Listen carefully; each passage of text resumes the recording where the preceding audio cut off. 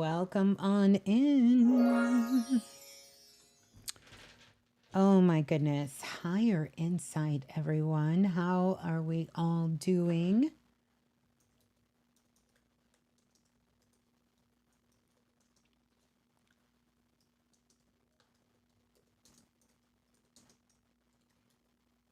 Welcome on in. Let me know if you all can hear me okay. Welcome on in. How are we all feeling? Happy Friday to everyone. I trust that we all are doing well. Yeah. Welcome in, Jennifer. Welcome in, Baby Boo 2.0. Stacy, good to see you. Priestess Brandy, good to see you in the building. Wow. Welcome on in. We are live yet again. Okay. Happy Friday. Happy Friday. Let me know how are we doing, and let me know where you all are tuning in from. It's a lot going on back here, you guys. I'm going to see if I can get it all together here. Welcome on in. Welcome in, Justice Love. Welcome in, Purple Love. Welcome in.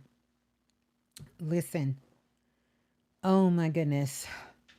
Let me know where you all are tuning in from. Welcome on into the Psychic Hour. I'm going to be talking about that in just a moment. We're going to give everybody a chance to kind of give themselves a little bit to get caught up and to come on in. This would be a great time to send the invites out and to welcome those people in. Also, let me know if this is your very first time tuning in. And I want to say welcome on in. We got Georgia in the building, California in the building, Timu, right? Timoto, tuning in from Fairburn, Georgia, New Orleans in the house. Welcome on in. Hey, Sammy. Higher self activation, you guys. Wow. What can I say? What can I say? I am so grateful, so grateful, so grateful to all of you guys. And more than 300 of you have purchased this and is working with it. I just know we opened up a powerful portal on the planet. We're going to be hearing a lot more. Now, we know we talk about the higher self all the time in our communities, but you're going to see a lot more of information coming out on the higher self. And I know we help to kick that off along with everyone else that's doing the work as well. Welcome on in. Yes, Friday Night Live. That's right, the Psychic Hour. Yes, Jennifer, we are activated. Absolutely. QT Wise, welcome on in. You are recovering from surgery and doing well from Cleveland. Okay, Ohio. And I am sending you so much love. So much love out there. I'll send you some good vibes, some good frequencies as well. The Ashy Angel is in the building representing, what's that? North Alabama. Every time I see that name, I crack up. I crack. It just tickles me. It tickles me so much. So much. Welcome on in, Tanya. Good to see you, Tanya. Welcome, everybody, on in. Welcome in, Donna. Welcome in. Yeah, you guys share the live out, you know. I want to say thank you to everybody who was here earlier when Nicholas came through. We had such a great conversation talking about the AHA halo, frequency healing, energy healing, and just all of that, which is so needed. I really feel that's where we're moving towards when it comes to our healing and energy. It has been so profound in my work and the things that I've done over the years. And so now to have physical tools like AHA Halo and, Spooky 2, all of that is really great. And I'm sure there's going to be so much more. We have so many things to support us in so many ways. Welcome on in the tech junkie. The tech junkie 888. Welcome on in. Good to have you in the building. Good to have you here. Welcome on in, Andy. Andy, welcome on in, representing New York. Welcome in. Yeah. So, how are you all doing? How are you all feeling out there? I want you all to make sure that you are still subscribed, because a lot of times what happens is I don't know what goes on with the algorithm. I don't really know how that fares, but sometimes people say they're not getting the notification. And so whenever you like the live, whenever you are participating when we're going live, all of that matters, right? Like it matters so much when you're sharing the live, sharing it with friends, screenshotting it, putting it on your social media, just to kind of help to get the word out and to kind of get us going here. Yeah. Well, I am Ms.Blue, the Soulful Oracle, and I'm so glad that we are all here on this Friday. So I want to say to you, good morning, good night, good afternoon, good evening, depending on where you're tuning in from. I wanted to go back to do this. This kind of takes me back to the beginning of my journey. And having those moments. Many of you remember on Blog Talk, which a lot of that feed is still out there. A lot of the work is still out there, but it's a large body of work, and mainly where a large body of my work was at. And before I go into that, I do want to talk about the notifications. Now, keep in mind, if you don't have notifications on for YouTube, then you won't get notifications. Or if you limit the notifications on your device, then it doesn't matter even if you have the notifications on.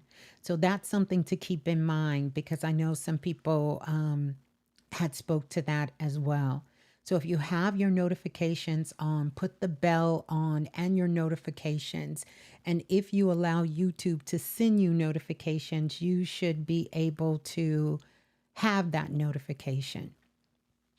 Before we get into talking about the psychic hour, I just kind of want to speak to us a little bit, because right now, this is the 24th day of July, and soon we'll be moving into the energy of August.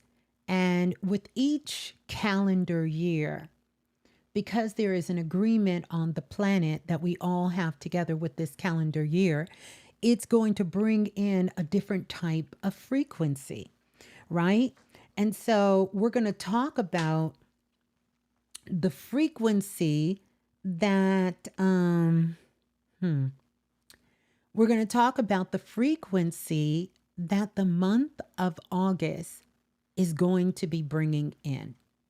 And what does that frequency actually look like? What does that frequency actually look like?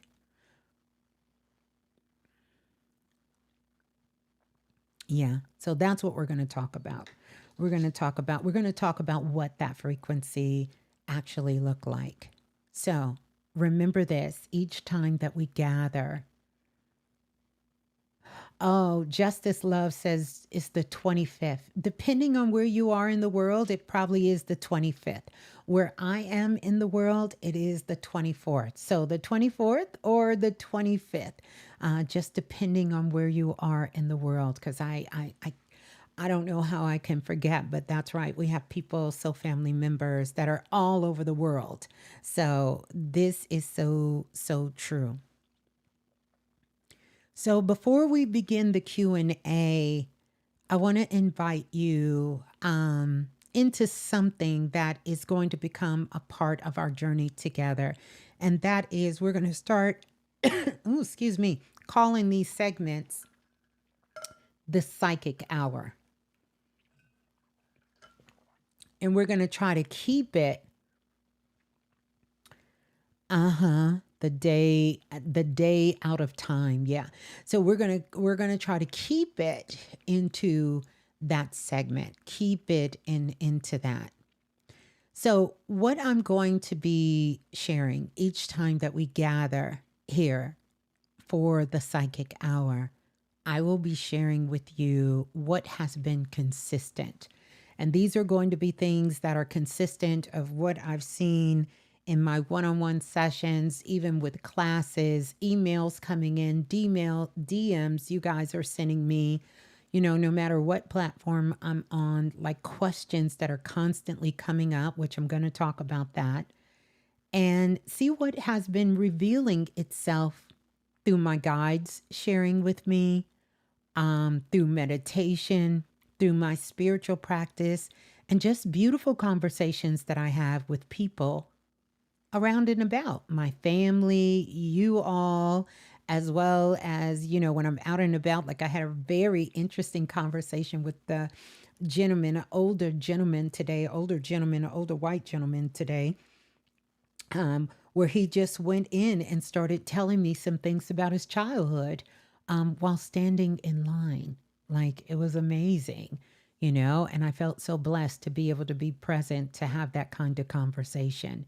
You know, I've been having, I want to talk about beautiful conversations also that I've been having with you all, and even sharing some stories, that maybe I haven't told over the years. We're going to change the name and we may change the location, but telling you some of those stories because I think it's so much richness we all can gain and learn from those stories as well. And so, when I'm talking about today and this psychic hour, it's going to be centered around a word. And I want you all to write this word down, okay? And I want us to keep this word nice and tucked in our consciousness as we move into the energy of the month of August. And that is perception. Perception. I want you to think about that perception, because when we come into the month of August, this is really what I'm picking up, that we are really going to be fine tuning. And I'll talk about what that fine tune is, because every month, what it does is it carries its own invitation. And in a sense, we are all sort of being reinitiated into our higher self with every month that is introduced to us. Some months ask us to build. It is a building month, and I know you all can feel that. July was really a building month. Some, when we get into the energy of the different months, some months ask us to heal. It's a time for us to kind of slow down, really focus on the things that matter, and begin to heal. It is a healing month. And some ask us to release. July kind of had a little bit of build and release at the same time. We're still being asked at this time, what is it that you can release? What kind of belief can you release? And this is so important. And we have some more days to work with this energy in July before we actually get to August. Because this is where the perception is coming online. I'm talking all things third eye. I'm talking about the front of your third eye, the back of your third eye, your pineal gland, your crown chakra, like all of those energy centers there, including the solar plex energy, because this is where most of us is picking up a lot of our perception is through the solar plex. There will also be quite a few souls that leave the planet during that particular portal. And the solar plex energy is where a soul enters into the physical body, and it's often where a soul leaves the physical body. This is why a lot of times elders, when they get older, they will fall and break their hips, because that is the opening of the hips is where the solar plex is. And this is where most souls leave their physical body. And you will see that there will be a lot of elders, and you probably have seen this within your family line right before they make their transition. They will have some sort of accident with the hip.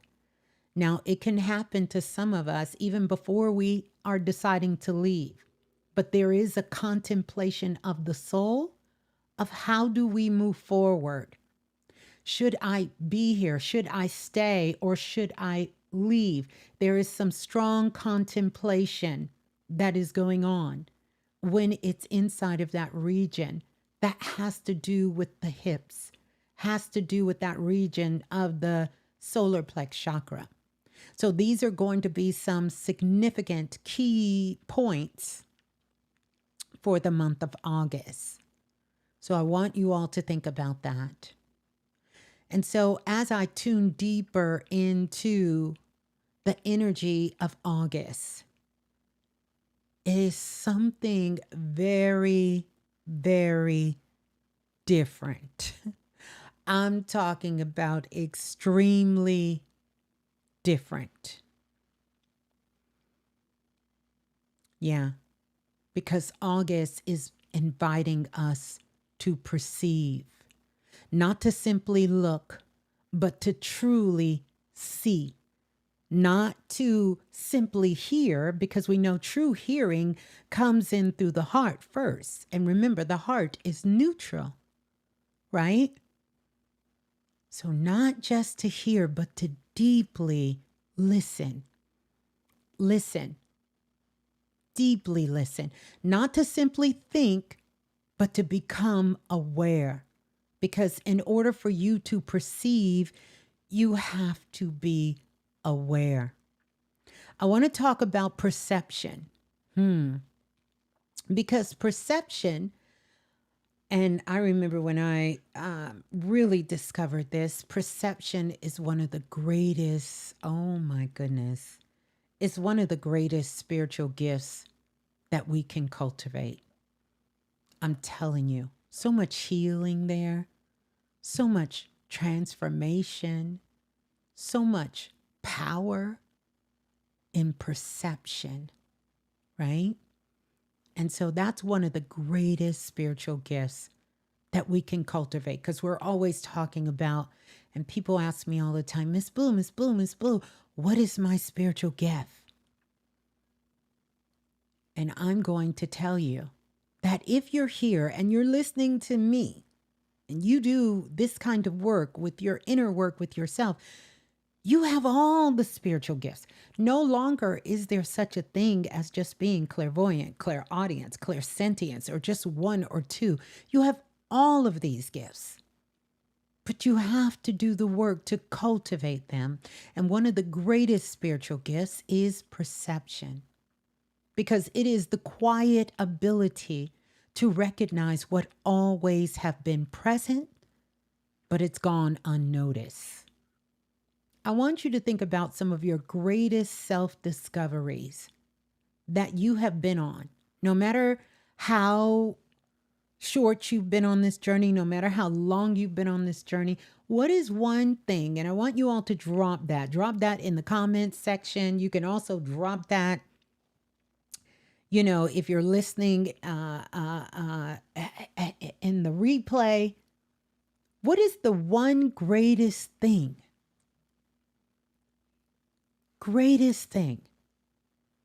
that you recognize about yourself?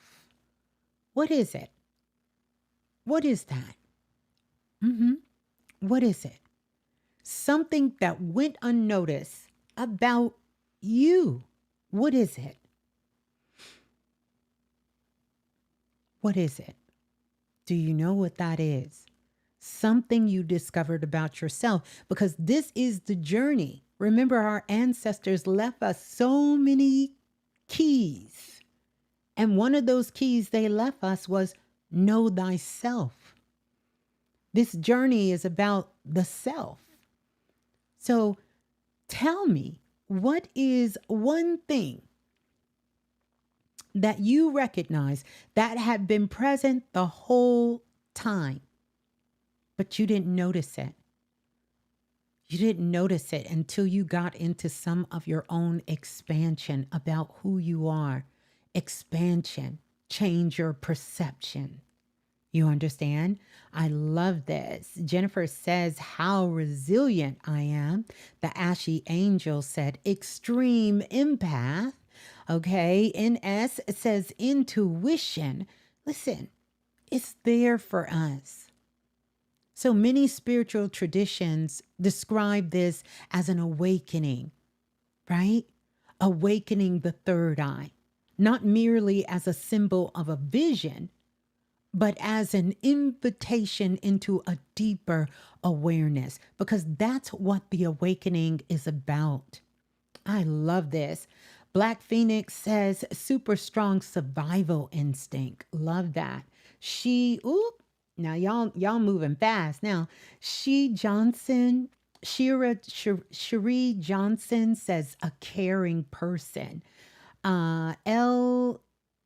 Easer Moon says, I've been a bridge between the realms since a child. I love that. Tashia Mack says, I'm resilient. Donna says, inner strength. The tech junkie says, one of the greatest things that I have noticed about myself is that I am a natural protector. Love that. Limitless Key says, I love that I can connect the dots and read patterns. Powerful. Journey 2 says, I have accepted the release of others in peace and love. Love that. What's that? New Baby 797 said, being mindful of the knowingness. Okay. 0 point of center. Purple Love says self-awareness. Love that. Brother Man said the healing energy I bring to people's auric fields. Love that. One Jolie says finding the silence in the midst of the noise. Wow, wow, wow. True Alchemist says, I'm the calm during any storm.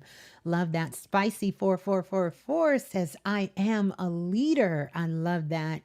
C5NT5R says, everyone's emotional support.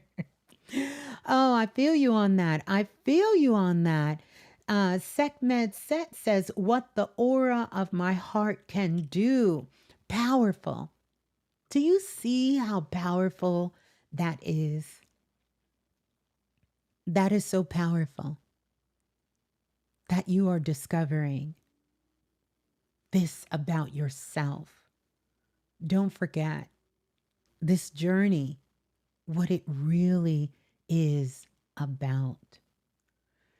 Yeah, it's what it's really about. Now, in my own practice, I work with the pineal gland, because the pineal gland is a symbol of inner perception.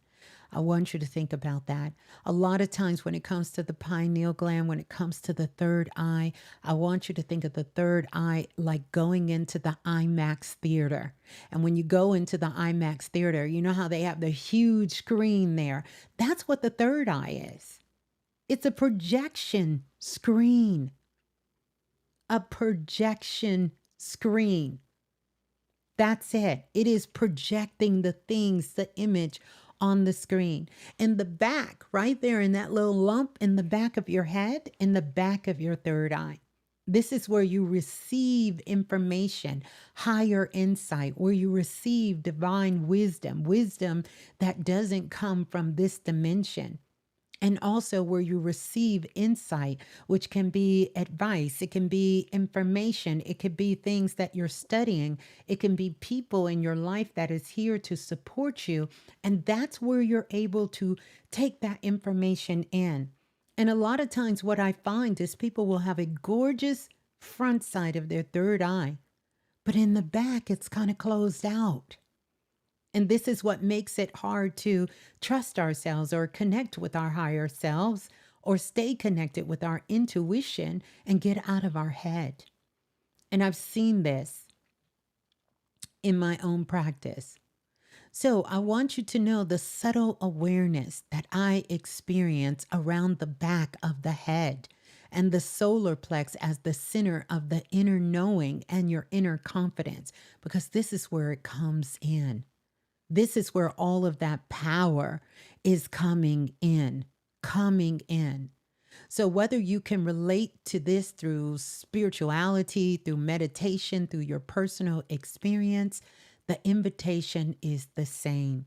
And I want us to all hold this invitation, particularly when it comes to the month of August, because this is the month that I'm coining perception. It's for you to become more aware of what your soul has been trying to show you. And it doesn't mean that you see, because everyone is not a strong seer.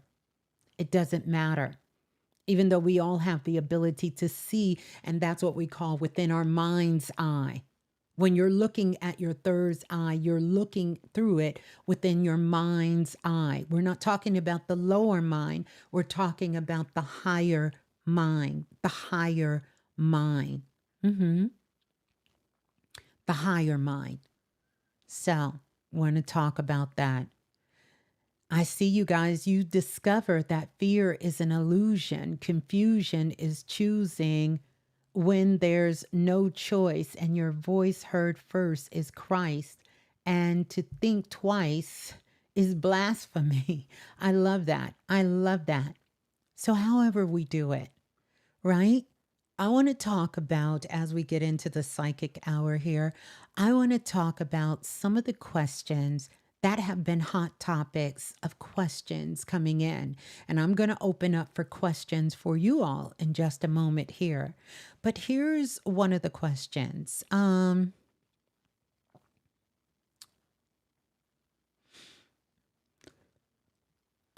did I write this down? Okay. Okay. So one of the questions that I get asked a lot is that if your soul has been speaking to you every day. So here's the thing. And I think the question the person was asking is whether or not your soul is speaking to you every day. And the answer of it is yes. And so what has it been trying to say that you've been too busy to hear? Here's some of the things that your soul is attempting to tell you. Number one, to slow down.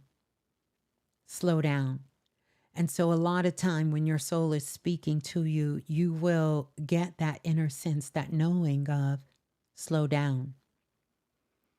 Your soul will speak to you in your dreams. A lot of times information will come through in your dreams. You can have your soul speak to you with a repeated thought. You understand? A repeated thought, like something that just keeps coming to you over and over again. Reoccurring people a lot of times can show up, and you will get some sort of notion, some sort of feeling, some sort of insight.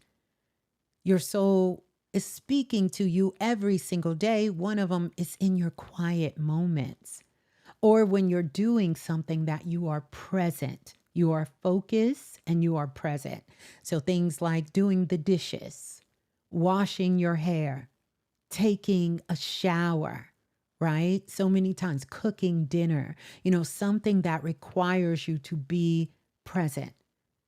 Driving, if you drive, walking to work or walking.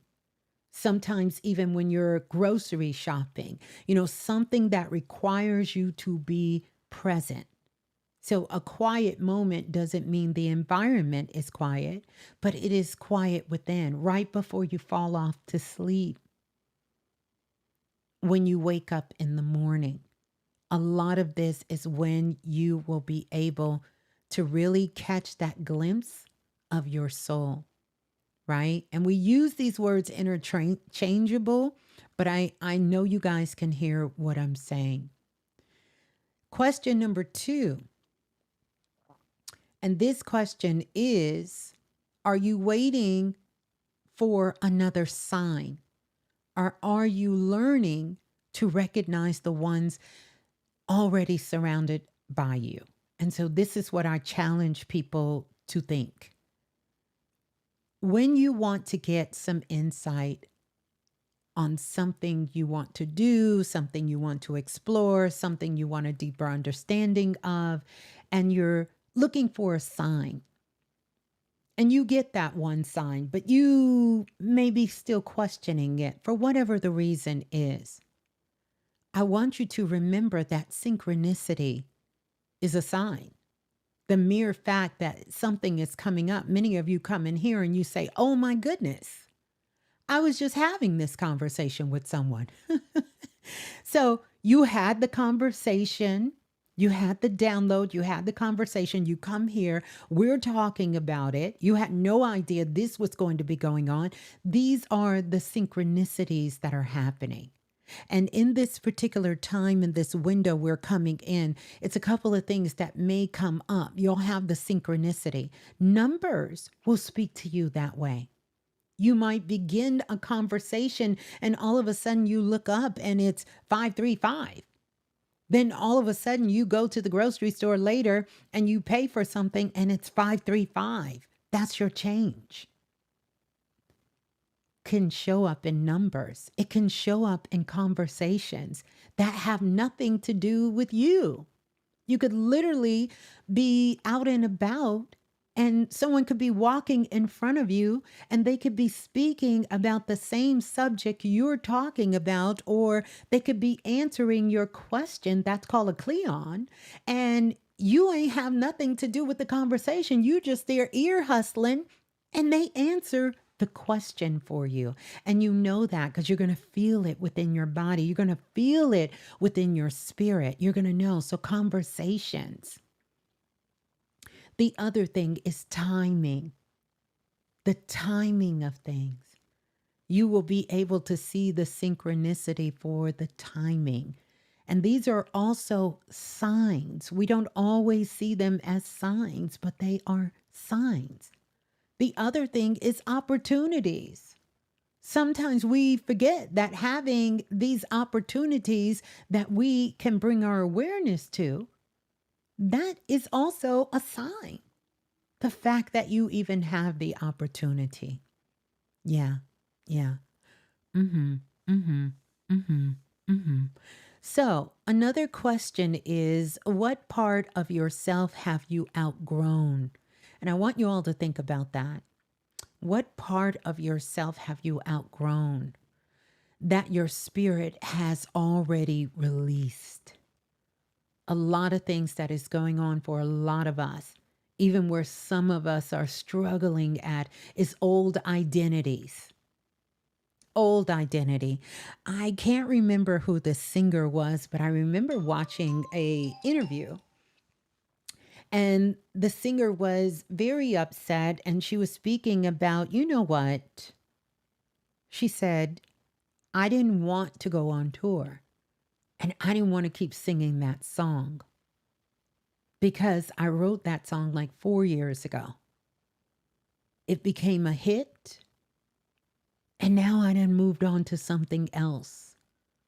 It was a part of their old identity. They were going through some relationship things and they had the song and they were singing the song, and everywhere they went, people were requesting the song, but they had moved on.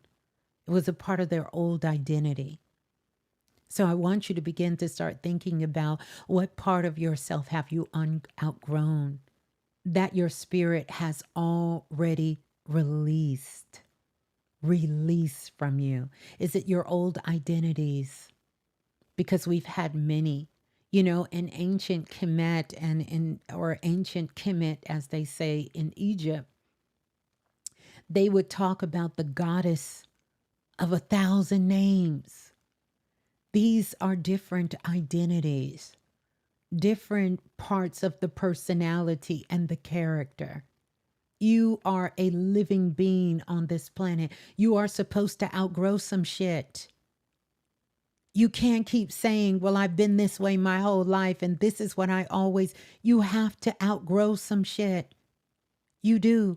If you are the same, if you are holding on to just these habits and these identities, you are really cutting yourself short. You're cutting yourself short for who you are, who you can understand yourself to be. Also, is it a relationship? What part of yourself have you outgrown that your spirit has already released? Is it a belief? Our beliefs shape everything that is around us. And when you hold on to a belief, that becomes a part of your identity. Is it fear? Because this is anything opposite of love is fear. Fear is not just those things. We talked about this and I talk about it all the time. It is not just those things we are scared of. Most of the time when we're acting out of ego, we're acting out of these other aggressive habits. That is fear. That is the conscious mind. That is where the false matrix lie. And this is also how we feed the matrix. We feed it through our fear. We feed it through our fear, and we feed it through our ego. That's how we feed the matrix. When we deny ourselves our own consciousness and awareness, we are feeding. That feed goes into the false matrix. So when you're looking at the matrix, don't look out there, look in here. It's the mind. Your greatest task on this planet is to manage your mind. That's the greatest task. It's nothing out here. It's everything in here. Your comfort zone. Can we talk about this? This was one that kept me trapped for a long time because I wanted to be comfortable, baby. Comfortable. I didn't want to do anything outside of my comfort zone. And we can become so comfortable with the comfort zone. And I'm not saying don't get no comfort, but you can't live there forever. You got to keep moving. I was on Instagram the other day and a story came down my timeline of this brother. Have you guys seen it? He walked all the way from, I want to say, was it Philadelphia to California? Have y'all seen that? On foot, pushing his cart. And he documented it. He streamed it on Twitch and he also posted it on Instagram where he went from one side of the country all the way to California. He made it. And he talked about the transformation. And I seen this little thing and he said, you know, people want to know how much weight did I lose and everything because he changed physically, mentally.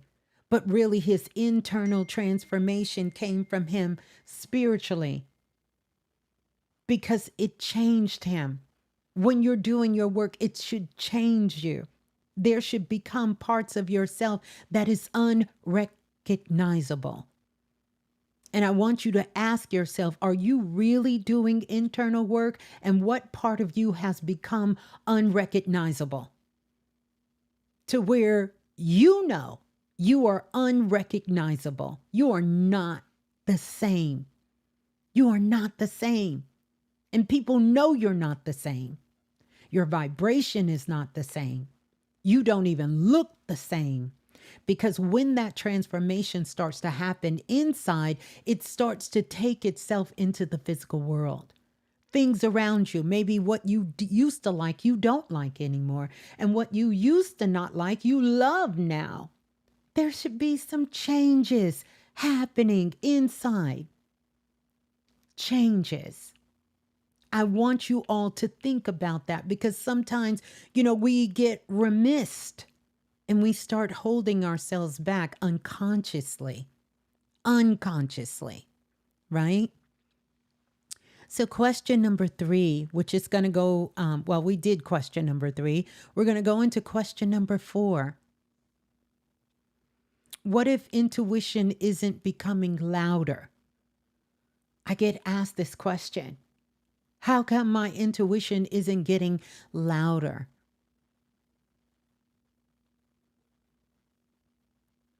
And so my challenge with you on this question, when are you finally going to become quiet enough to hear it?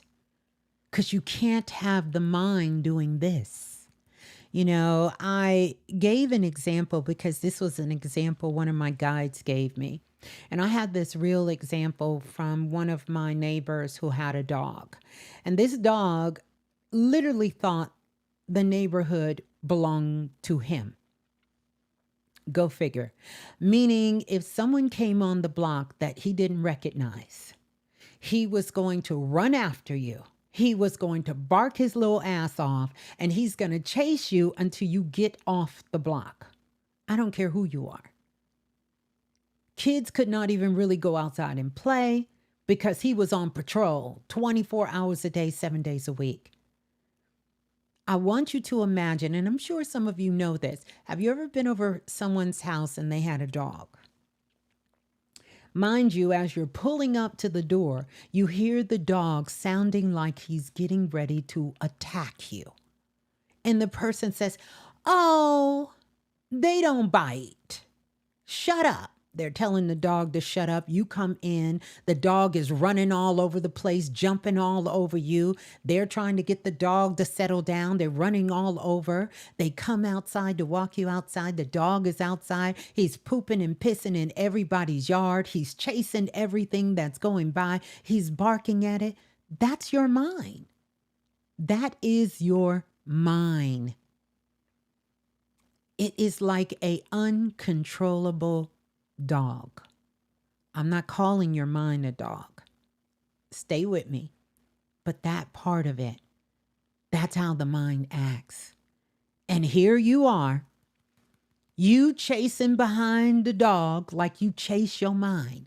And every thought that comes in, you just let it just keep circling and circling. And you over here, you doing whatever your mind tells you to do. You can't. You can't. You was just talking about that at work today. Yes, it is the most uncomfortable feeling in the world. You have got to. Your number one task, if you're doing any kind of spiritual work, is you've got to get control of your mind.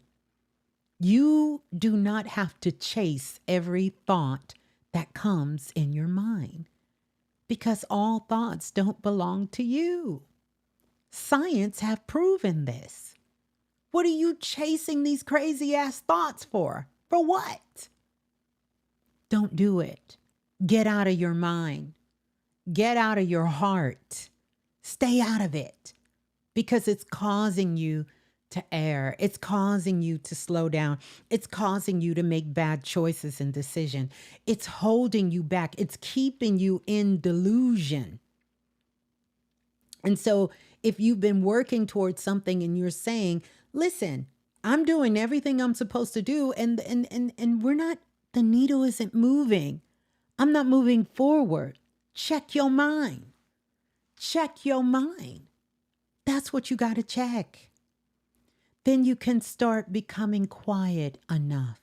And how do you do that? Meditation, number one. Meditation. And I'm going to tell you something that probably goes against a lot of things. It may step on some toes. It may be a little provocative. You can meditate while you're doing the dishes. You can meditate when you're doing your hair. You can meditate by sitting in silence. You can meditate while taking a shower, while going for a walk. There are many different ways of meditating. And a lot of times we reach back into our ancient history, and we all think that we're going to be like Buddha. We're going to be sitting with our legs crossed. We're going to be, fabuloso. We think we getting ready to levitate our ass up out of this planet. And that's just not the simple truth. That's not it. That's not the only way you're going to meditate. So people say, "Oh no, I can't meditate. I can't." Yes, you can. You're in a meditative state when you're watching TV. You're in a meditative state when you're strolling through Instagram and social media, YouTube and TikTok. You're in a meditative state when you're driving. You're in a meditative state when you're, when you're cooking, when you're focused, when you're present. There is an element of meditation there. There's an element of focus there. I'm not saying you can't meditate, but I'm just telling you there's many ways that you can do it. This is why I tell you guys, you have to move your consciousness and awareness. You have to move it out of here. You have to move it out of here. And you have to bring it down to the lower half of your body.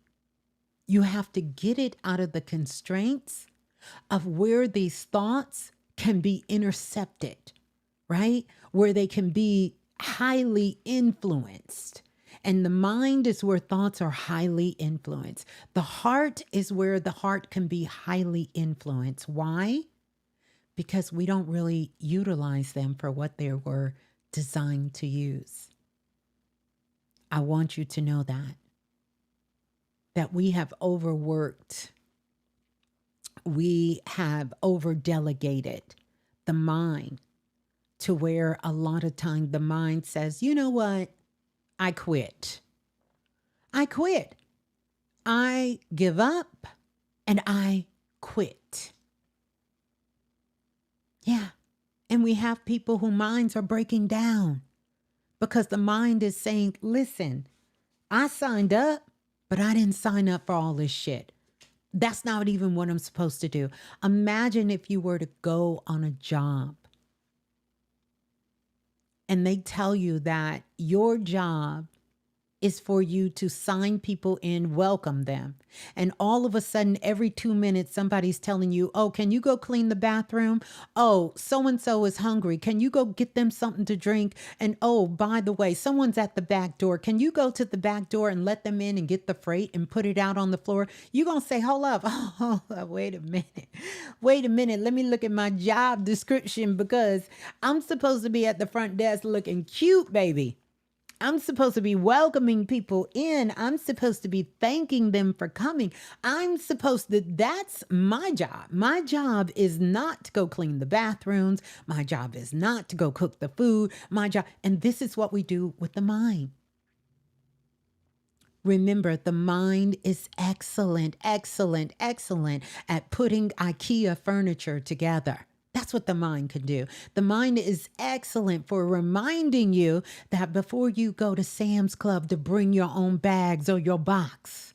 Yeah, that's what the mind is. The mind is excellent for telling you, wait a minute, rent is due. Look in your bank account. Let's make sure we have enough money to cover all of our expenses. The mind is great for that. The mind is great for figuring out formulas, figuring out things that are happening in real time in the moment. The mind is great. But when you start asking the mind, who am I? What is my purpose? Where should I move next? What kind of work do I want to do in the world? And what makes me happy? That's when the mind says, hell, I don't know.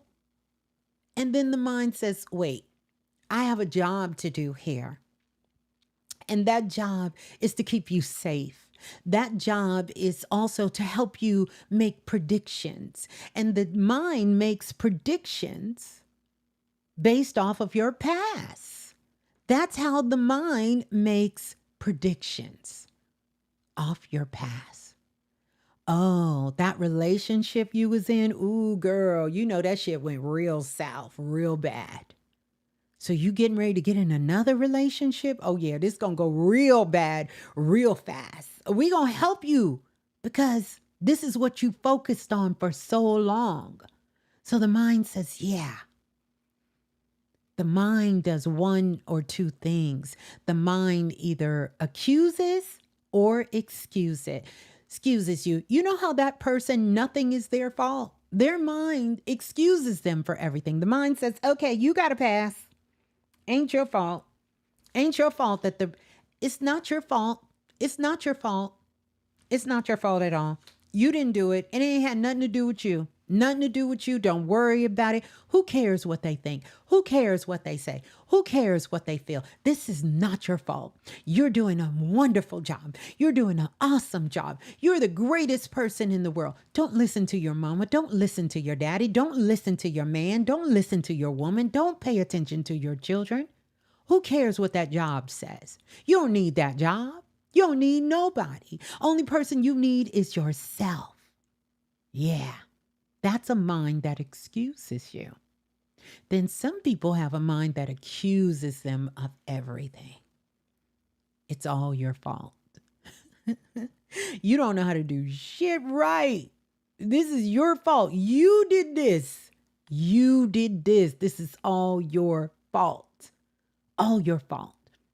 And you know people whose mind is accusatory to them. You know why? Because the moment you call out one small thing that's wrong with them, they lose it. But here's the trick.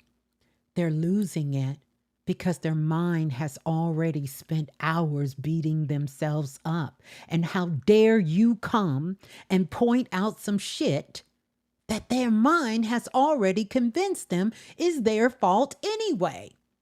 Because now you become the fall guy. Oh, you're the bad guy. I'm coming after you. So know that the mind accuses or excuses. That's how you know. The higher self is going to look at it in a holistic way. And you're going to know that you don't have to ask, what did I do to deserve this? Or why is this happening to me? You will never ask that question because you recognize you are a creator here. And so if it is something you don't like, change it. Because you have the power to change it. Life isn't about not making mistakes. Life is not about trying to spiritual bypass and say nothing is really a mistake. You know, I kind of fell into that trap very early on my journey, and I thought there's no such thing as a mistake. That's a damn lie. You can make a lot of damn mistakes. Oh, yes, you can.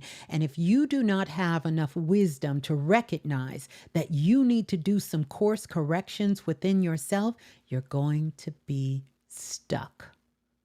And you're not going to hear your intuition because your intuition is going to say to you, maybe you could have handled that situation different. Here's some other options you could have taken. This is how you can make sure that this doesn't happen again. You need to take responsibility for what you did.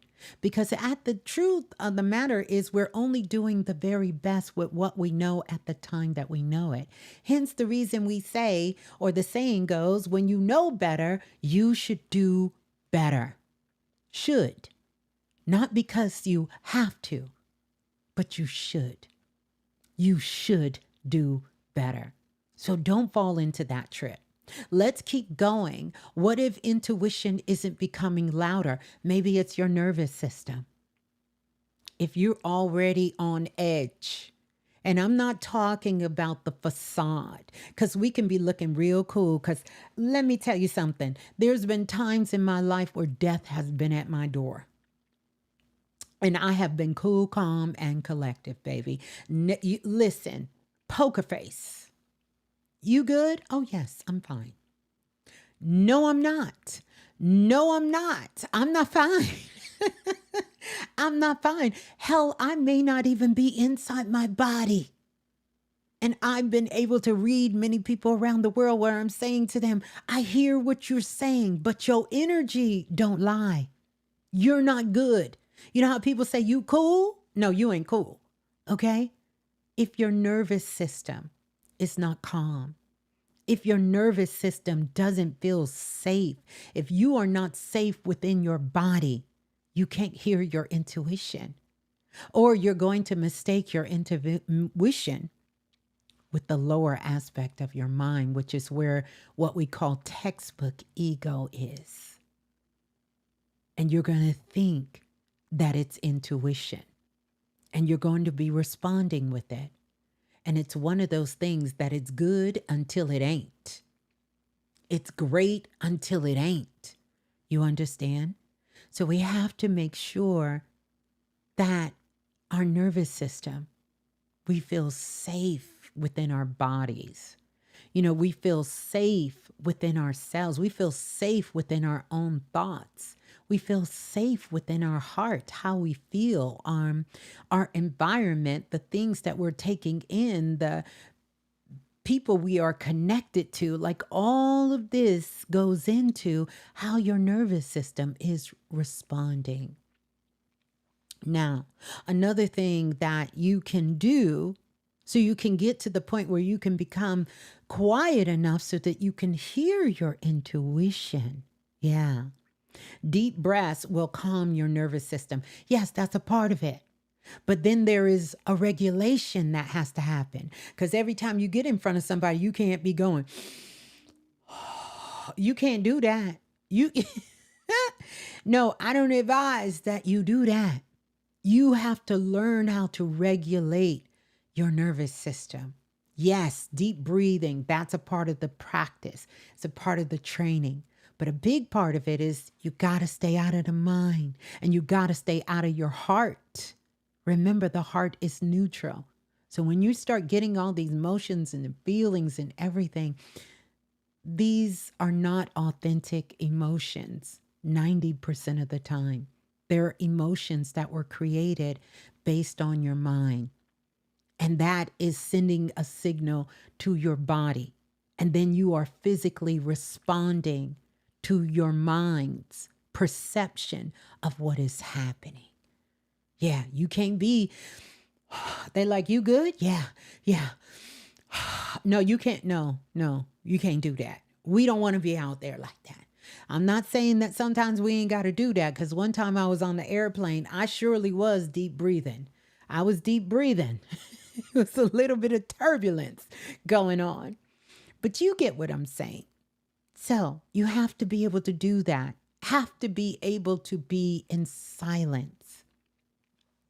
I used to do what I call blackout meditation, where I would go in the room, I would have blackout curtains on it, cut off all the lights, be completely naked, and I would just sit in silence. I challenge you to do that. Sit with yourself in silence, with your own thoughts. Sit in silence. See if you can stand yourself. You know that song, I Can't Stand the Rain? Can you stand yourself?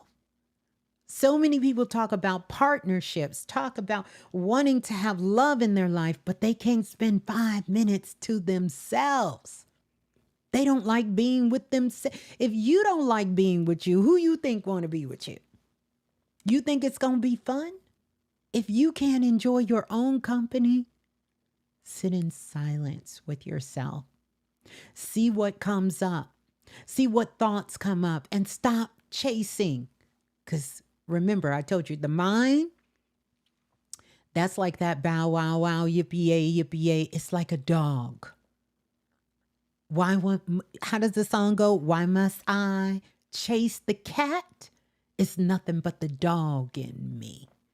The cat is representing of thoughts. The dog is chasing the cat. Why is the dog chasing the damn cat? He don't know. He's just chasing the cat. Wherever the cat go, he trying to go. That's it. So sit in silence with yourself. Allow those thoughts to come in and allow them to drift away like clouds in the sky. Matter of fact, I would encourage you. This is something I teach a lot of the children I work with.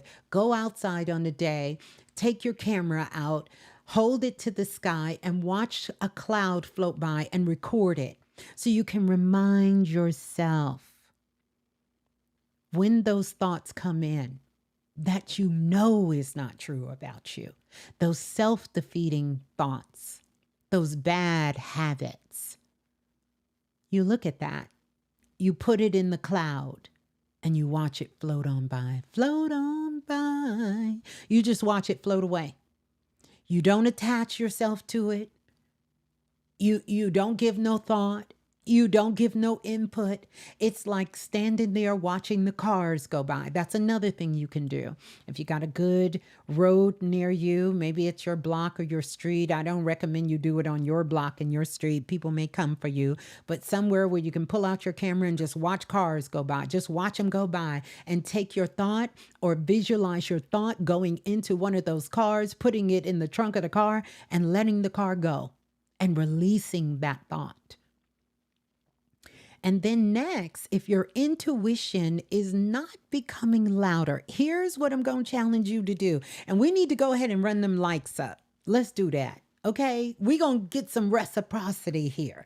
And I know y'all want to give it to me because I love y'all like y'all love me. So let's go ahead and hit that like button so we can go ahead and, yeah, if you're receiving anything here, that is a confirmation for you or a realization for you, it would be so kind if you could hit that like button.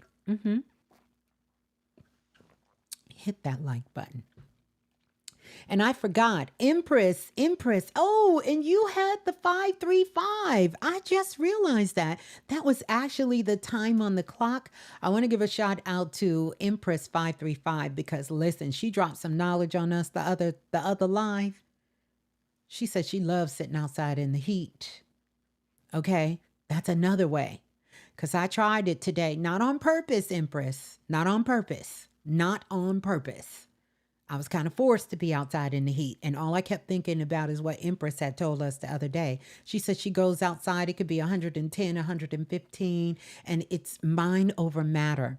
And she really can sit outside. And I'm telling you, I just imagine it burning away things I needed to release.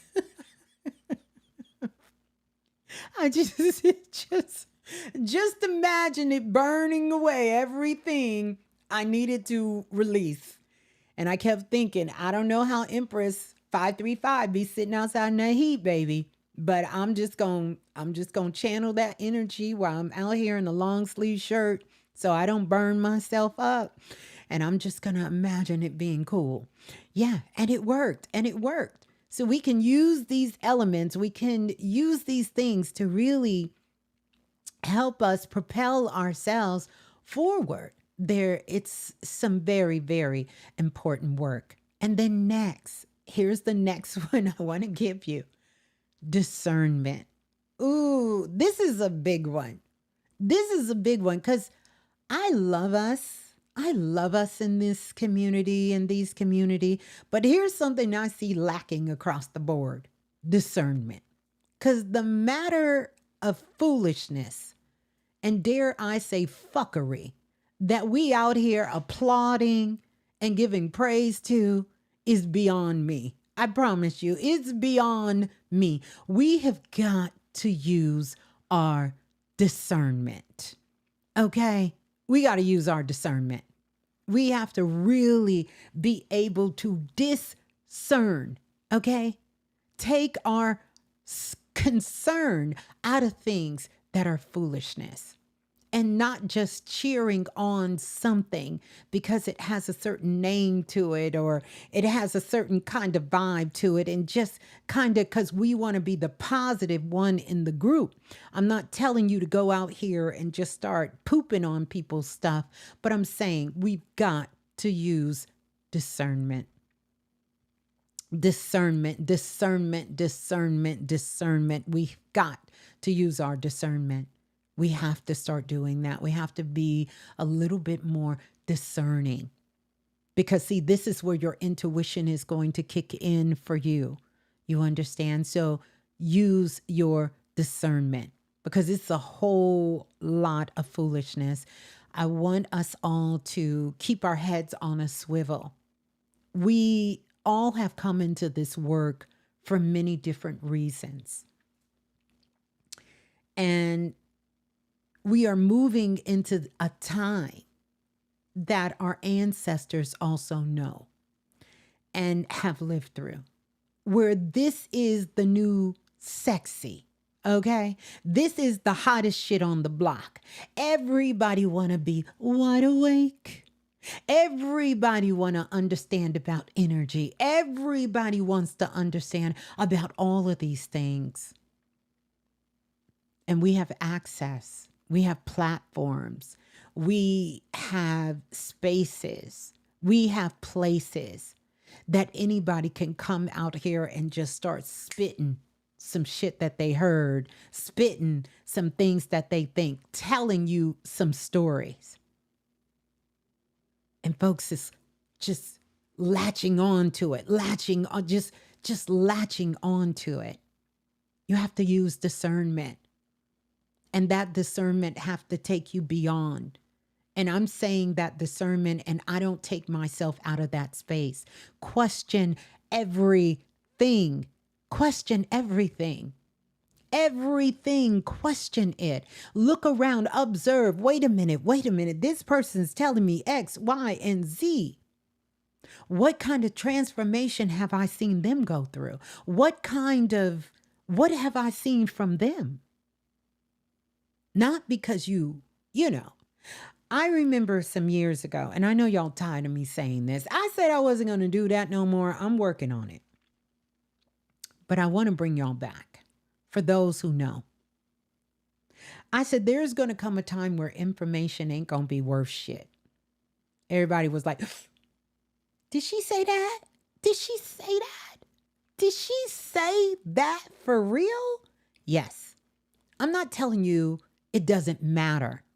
But we are in that time now. You could get information anywhere. And with the technology that we have, you can have it. You could snap your finger. How to say snap your fingers? Do your dance. You can snap your fingers. We are living in the time of bewitch. You know how she used to go ding-o, ding-o, ding-o, her nose, and boom, it was right there. We can do that. You can order something from Amazon at 4 o'clock and have it by 4:30. This is the world we're living in. You could have a taste for some food that is 3 or 4 miles away from you, and you don't have to leave your home. All you got to do is go tap, tap, tap, tap, tap.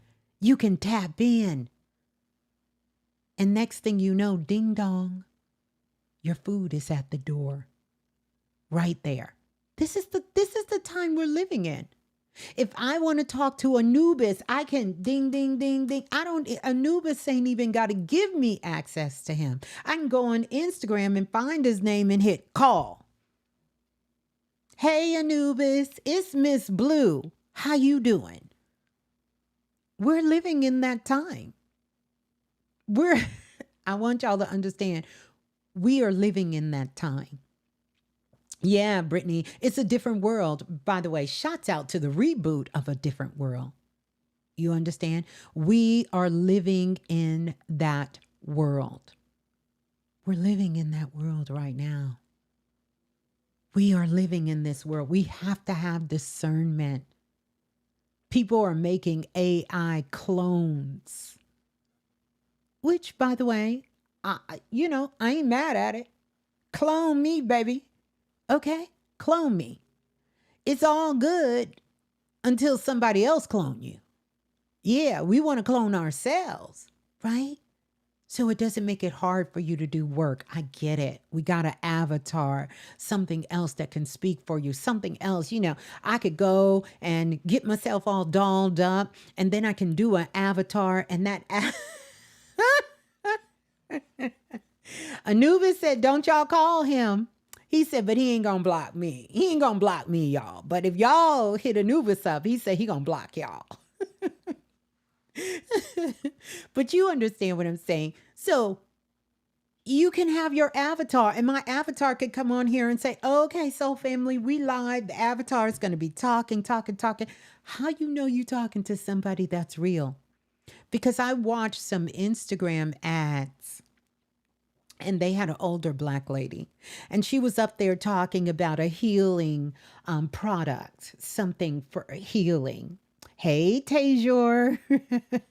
Good to see you in the house. Welcome to everybody on in. Welcome in TT Moments for Celebration. Dorian. Welcome on in Empress Evelyn. Welcome everybody on in. But here's the thing. And she was saying, yes, I utilize this.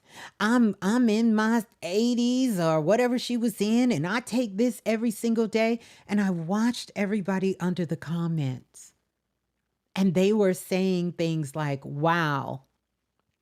They were saying things like, wow, it's got to be the truth if Nana said it. Wow, look at Granny. Granny is doing, look how good she look. It was AI. Discernment. Discernment. It was AI. I remember back in the day, I did a show and it had to do with Fashion Nova. And a lot of people were saying when they ordered Fashion Nova clothes, how come it didn't fit them the way it fit their models? And it turned out, I can't remember the article at this time, but I'm sure if you Google it, you will see that Fashion Nova actually had some AI. This was 4 or 5 years ago. They had some AI um, models.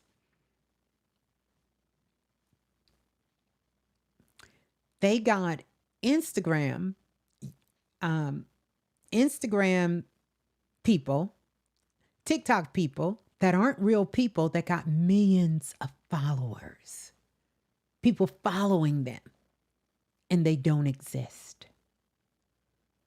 They don't exist. So when I talk about NPC,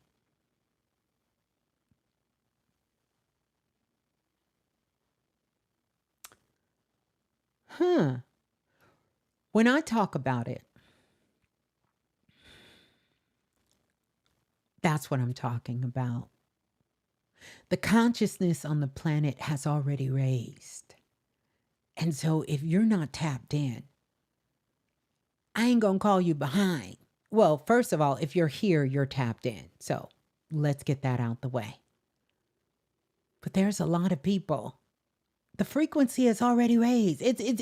And we know it's already been on the planet to be raised since the beginning of time. Like anybody could have done it, right? Those who have put that work in or come back for that purpose. But I'm talking about collectively. This is why everything feels so different. This is why everything has changed. Because of this. Because of this. That terminology of fake news is running so rampant. We can't even see what is really happening in the world because there are people so proficient with AI that they are fabricating scenarios and situations, videos, audios, all kinds of things, and putting it out there. And people are being swayed by it when it's not even real. Discernment. I always speak about this, and I'm going to keep speaking about this. I know intuition is not always everybody's thing, but this is something that everyone has to activate if you're going to survive growing up on planet Earth. You've got to have your intuition so you can activate discernment, or you're going to be looping in a pool of fear. It's going to have you believing anyone else's narrative than other what is really happening in your own life. It'll even change the course of whatever timeline you're on. There are certain people who are here trying to get people to get on a certain timeline. And that timeline is where you give up your sovereignty. And now your sovereignty is being driven by fear. Fear that there's always something out there greater than you that's coming to get you, attack you, that is against you, to keep you in survival mode. You have to remember, most of humanity, as we've come out of very early civilizations, dare I say, right after I don't want to call it the fall because it really wasn't a fall. I have to rely back on that. But during the time of after ancient Egypt, Kemet, The world has survived on fear. Fear. You will know because there's always an enemy in your life. There's always some opposition out there. And I'm not saying that things don't happen. I'm not telling you to turn a blind eye. But there's a difference between having awareness and always feeling like something is out to get me. And I have to protect myself. I have to hold myself back, the essence of who I am, because there's too many things working against me because of where I come from, because of who I identify as, because of my culture, because of my skin color, because of my belief, because of my gender, because of the way I look, right? Because of where I live. This is what feeds this false matrix. There's a lot of things that's up for grab right now. And if anyone tells you they know exactly where we're headed and exactly what's going to happen, they are a lie. Because right now the records are open.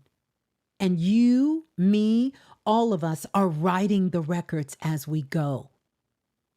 And so if I can get you to feed into an old world agenda, see, we always talk about this new world order, but that's not a threat. The threat is the old world order, attempting to still hold on by keeping you locked, stuck in fear of some sort of way, fear of money, fear of resources, fear of connection, fear of living, fear of thriving, fear of the culture, fear of people. My job is to keep you, there's a strong collective to keep you locked into fear. And here's a good point. I see you guys are talking. I'm just going to jump in here. Andy says, is saying, I'll do you one better. Not only do I not watch the news, I do not even watch cable TV, but that ain't the threat no more. See, that's obvious. That's obvious. The real threat is all these other outlets out here that is propagating fear. We've been hip to tell lies through vision. It doesn't always come from the TV. I have a TV, but I don't have cable. I got YouTube. I can get on all the apps. All of that is happening on all of these platforms right here, even where we are. There's a lot of places here that keeps you locked into fear, starting with your own mind, because the mind is predicting your future based on what's happening or what has happened to you in the past. Now, I'm going to move on because I think we all got, that's right, these phones, that's all of this. We know better than to watch television. We know better than that. We've been knew that. I'm telling you, it's happening in all of these spaces where you are. So we have to use discernment. You understand? And here's another thing. If you want to know, what if intuition isn't becoming louder? Do you have peace in your life? Where is your peace? Where is the peace? Because that's why you can't hear. It's not quiet enough. You have to have peace in order for you to be able to hear what is going on. Now, question number 5. This is a good one. What would you change in your life if you trusted your own perception as deeply as you trust everyone else's opinions? What would you change? in your life? What would change? What would actually change if you trusted your own perception? What would change as deeply as you trust everyone else's opinion? Now, I know most of us, if you're here, you're smart enough, you say, well, Ms.Blue, I trust myself. We do. But I want us to honestly look at this. I'm not asking anyone to expose themselves. These are questions for you to kind of flirt with within your own consciousness. But I want you to understand that. What would you trust? What would change in your life if you wasn't worried about your mama and them? If you wasn't worried about your family? If you wasn't worried about who gonna like it and who not gonna like it, or how you gonna look, or what they gonna say, like what would change? Mhm. Can that be biologically as well as bloodline? Absolutely. Tell me what the question is, but I'm gonna say yeah, yeah. But where is that perception coming from that could impact your outcome? Yeah, well, of course, the perception's supposed to come from you. We're talking about your intuition based on the wisdom from the past. The past is not supposed to go away. You're supposed to bring the past with you, but the wisdom. Extract the wisdom out of all the situations you've gone through. This is how you do alchemy. If you can't get over some shit, you ain't extracted no wisdom. No wisdom. None. I'm not talking about making a wrong right. I'm not talking about spiritual bypassing. That's not what I'm talking about. I'm talking about take your wisdom. Sometimes the wisdom is, you know what? I'm going to make sure that this don't ever, ever, ever happen to me again. And here's what I learned and what I will not do again. See, if we don't have those honest conversations with ourselves and we start playing games with our minds that our minds sometimes like to do to excuse, right? Say it ain't got nothing to do with us, that was all them, or accuse, making it our fault. If it does any of those things, then you really are in that space where you could be playing loop-de-loo, baby, over and over and over and over and over again. When you're taking back your power, it is not taking your power back from that old relationship, that job, that person. I get it. Humans, we don't really like to look at ourselves that way because so much about the world has been breaking us down, has been holding us back. It could be the family we were born into. It could be systems we've been indoctrinated into. It could be, the lack of support that we received in our lives. So we need a lot of nurturing on our journey. So I get it when sometimes we say, I'm calling my power back from that relationship. I'm calling my power back from this place. But really what you're doing is you're calling your power back from your mind. Because the truth of the matter is, without your consent, nobody can take your power. That's why when Beyonce came out, no one can take your power. No one without your consent. The goal is sometimes we don't realize when we're giving consent. Sometimes when you're sitting there, silence can be consent. You sit there, hear some shit go to the left and you ain't saying, you're giving consent. Yeah. So it ain't always you got to say no or you say yes. Sometimes by you just being present and not acknowledging yourself, because it's not about acknowledging anyone else. You are giving consent. You know how they say guilty by association, guilty by frequency. You're sitting in a pool of denial. You're giving your consent.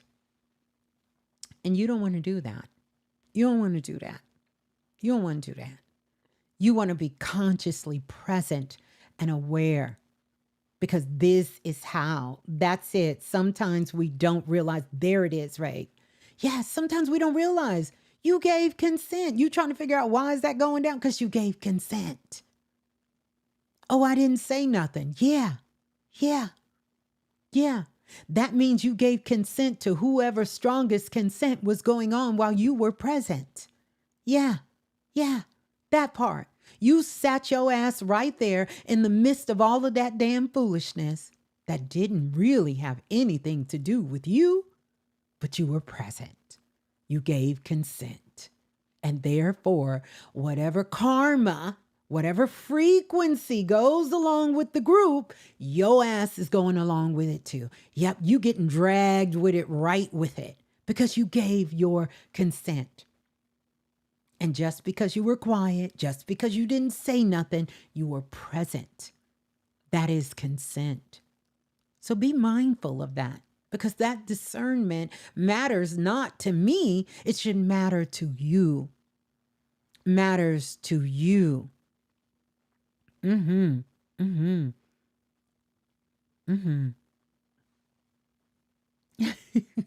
That's right. Never, ever, ever, ever part with your peace. With your peace. Yeah, don't part with your peace. And sometimes I'm talking about both pieces. The peace in the body and your peace. Don't part with it. Okay? Because being spiritual don't mean we are weak. Doesn't mean we're weak. It doesn't mean we're a doormat. You can say anything. You can walk over us. We need to recognize and let people know, no. Knowing my magic means I'm going to make a difference, right? In everything that I come in contact with. I'm making a difference, and I'm present, and I'm giving my consent. So when someone asks you, can you give your consent? Oh, you thinking about it. But I want you to think about how many times you ain't thought about your consent. That's right. You sitting there just because you sit. That's right. You're absorbing the karma. You're absorbing it. It's just like when people come to me and you get a session. Listen, I'm very, very, very, very present and intentional about letting you know that you get to do what you want to do. But because we are connected, right? I am now responsible for this interaction. That's how energy works. We know this, right? We know this. But do we understand this? So when you playing around with somebody and you telling them all this crazy shit, you listen.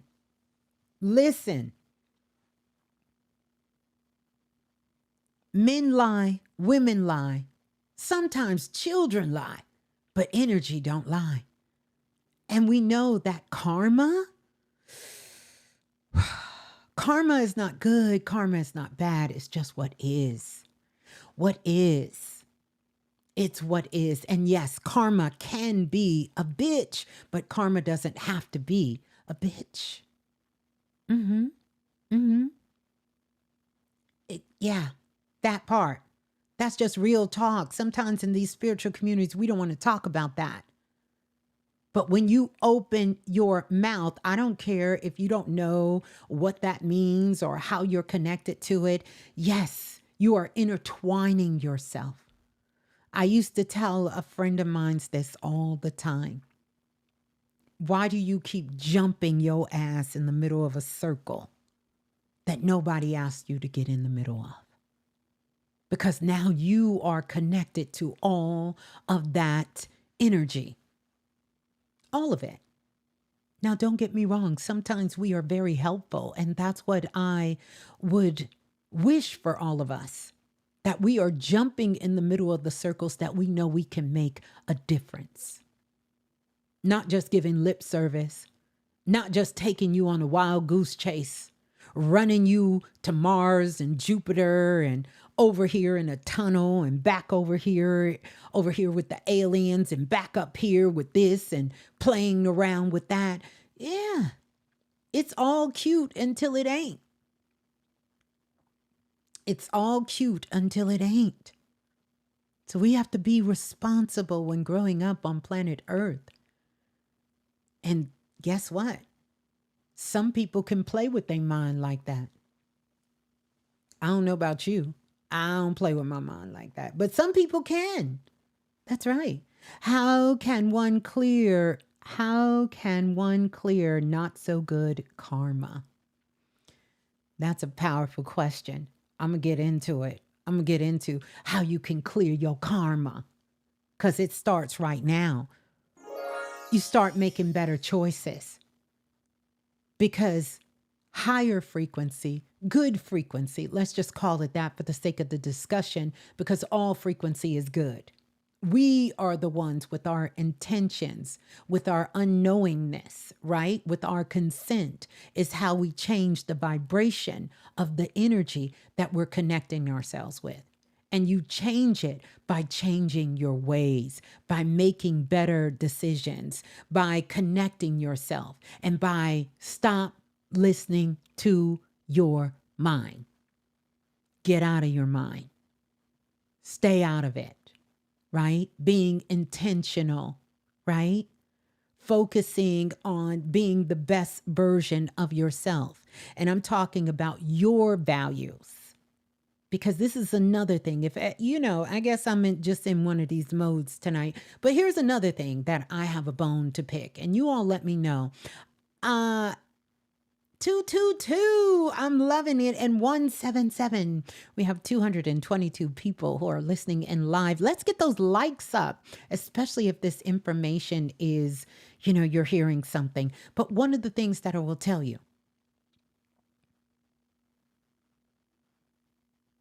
to shift your karma, you make decisions that are based on your values. And if you don't have values, you need to stop, drop, and damn roll and get you some. Because this is the foundation in which you're standing on. And too many times in these spiritual communities, they think you can throw all of that shit out the window. You don't need no values. You don't need no morals. You don't need no discipline. That's a lie. I'm not telling you to take on somebody's indoctrinated values, morals, and discipline. But you need to have your own, because these are things that you are, in essence, governing yourself by. Because if you don't govern yourself, the government will govern you, meaning an entity that is outside of you will start to govern you if you don't take on that ownership yourself. That's where that comes from. You have to have them. They don't have to look like minds, but they need to look like something you can stand on, stand for, and have. You know how vehicles, I was, listening to a conversation that was going on with some truckers. And they were talking about, and all my truckers here can let me know, they were talking about these different laws that were coming into place. And these different laws that were coming into place where trucks will have governors on them. So if you work for certain companies, you can only go so fast. It's a governor. So I don't care how much you're pressing on the gas, you're not going over 70 miles an hour. That's a governor. You can press on the gas. You could push it to the floor. You're not going to go more than 66 miles an hour. Why? Because that's what keeps you grounded. For truckers, that's what keeps you safe. In case you got to pivot, in case you got to go to the left, quick to the right, in case you got to stop, in case something happens, a tire blows, a window crack, any of these things. And what's wrong with a lot of folks out here? They ain't got no governor. So they start getting into this spiritual thing and, oh, this is exciting. They start going down this wormhole. And next thing you know, they done lost their mind. And let me be clear, all of the mind, first, the mind is a genius. And there is an aspect of your mind that connects to your super consciousness. And if you lose your fucking mind, you can't find your way back to you. And I have seen over the course of 20 plus years, a lot of people lose their mind. The higher mind. They can't connect to it. It's gone. It's gone because they had no governor. They had no governor on their soul. They have no governor on their actions. They had no governor nowhere, no values, no morals, no anything. It was anything goes. Anything that their mind told them, they went digging down the rabbit hole. Now, some people can go down these rabbit holes and they can go very, very, very, very deep. They can go into some dark, dark places. And on the flip side, some of us, we can go into these light, high vibrational places. And then we can come back into this physical avatar and we can be present. Everybody can't do that. That takes practice. That takes work. And there are governors in this reality that is there. That's why anybody can tap into the Akashic records. Why do you think everybody hasn't? Because there maintains a certain level of frequency. We have broke the glass ceiling here. So anybody has access to any information, but information alone doesn't cause transformation. And you can't trick that. You can't trick frequency. You can trick people, but not frequency. You can't do it. And you shouldn't want to. So, to answer your question, how do you shift your karma? Just by that question you ask. Because asking that question means that you're ready to make a different decision for yourself. You're ready to tap into a higher aspect of your own knowingness and awareness. And every time that you make that decision that honors that aspect of who you truly are, the things that you stand on, those governor things, those discipline things, those value things, every time. When you are connected to your disciples, you know how Jesus had disciples? You need to get you 12 disciples. And name them. What are they? Because each one of those disciples represented a different aspect of governing yourself. See, we get all of these things twisted up and we take them so literal, but these were really clues and keys that our ancestors left us. There's all of these history books are, but we want them to be literal. And there are wars and rumors of wars of people fighting because they want these things to be real when a lot of them was hokumology. Were metaphors so you can understand how to navigate yourself while living here on earth. Get you some disciples. So the next time you get ready to make a decision or to do something, you can turn to one of your wise disciples you have set up for yourself, and you can decide how you're going to move. Now, a self-aware thought and a high-frequency thought always outweigh one that goes against your own consciousness. So how you reverse your karma is simply by that. Simply by that. And I want to say this, and we're going to move on and I'll start taking you guys' questions. So I want to say thank you all for, for y'all being here with your girl and entertaining and getting this information. But I want to say this.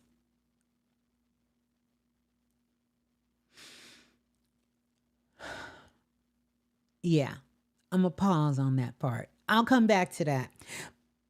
No, I'm going to say it. One of the greatest things that I have learned on this journey, of course, it is to question everything. But I found questioning everything was powerful. But what became transformative for me was when I could question myself. And I don't think too many people do that enough. Question yourself. We're good at questioning everybody else. We are so good at questioning anything. But what about yourself? I question myself. That was a mind-blowing transformation. Is to question myself. That keeps your karma on the good foot. You know how you say you get on the good foot? Karma stays on the good foot when you can question yourself. You want to see a power move? Question yourself. Oh, you're going to see a power move. You want to hear your intuition? Question yourself. And I'm not talking about some BS question like, should I do it? I don't know. Maybe. I don't know. No, I'm talking about really question. Why are you doing that? For real. What's the real reason you doing this?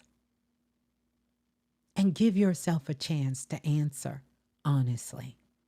Question yourself. And you want to see transformation? Baby, that's overnight. That will happen overnight. When I say overnight, overnight. You talk about a 360 overnight. You going things that you never thought you was going to stop doing, your ass will stop doing. Food you thought you couldn't do without, oh, you're going to leave that food alone. People in your life that you know didn't mean you know damn good, but you keep showing up thinking you going to prove who you are, and eventually they going to accept you, they going to like you, they going to realize what you do. Oh, you're going to let all of that go. You going to let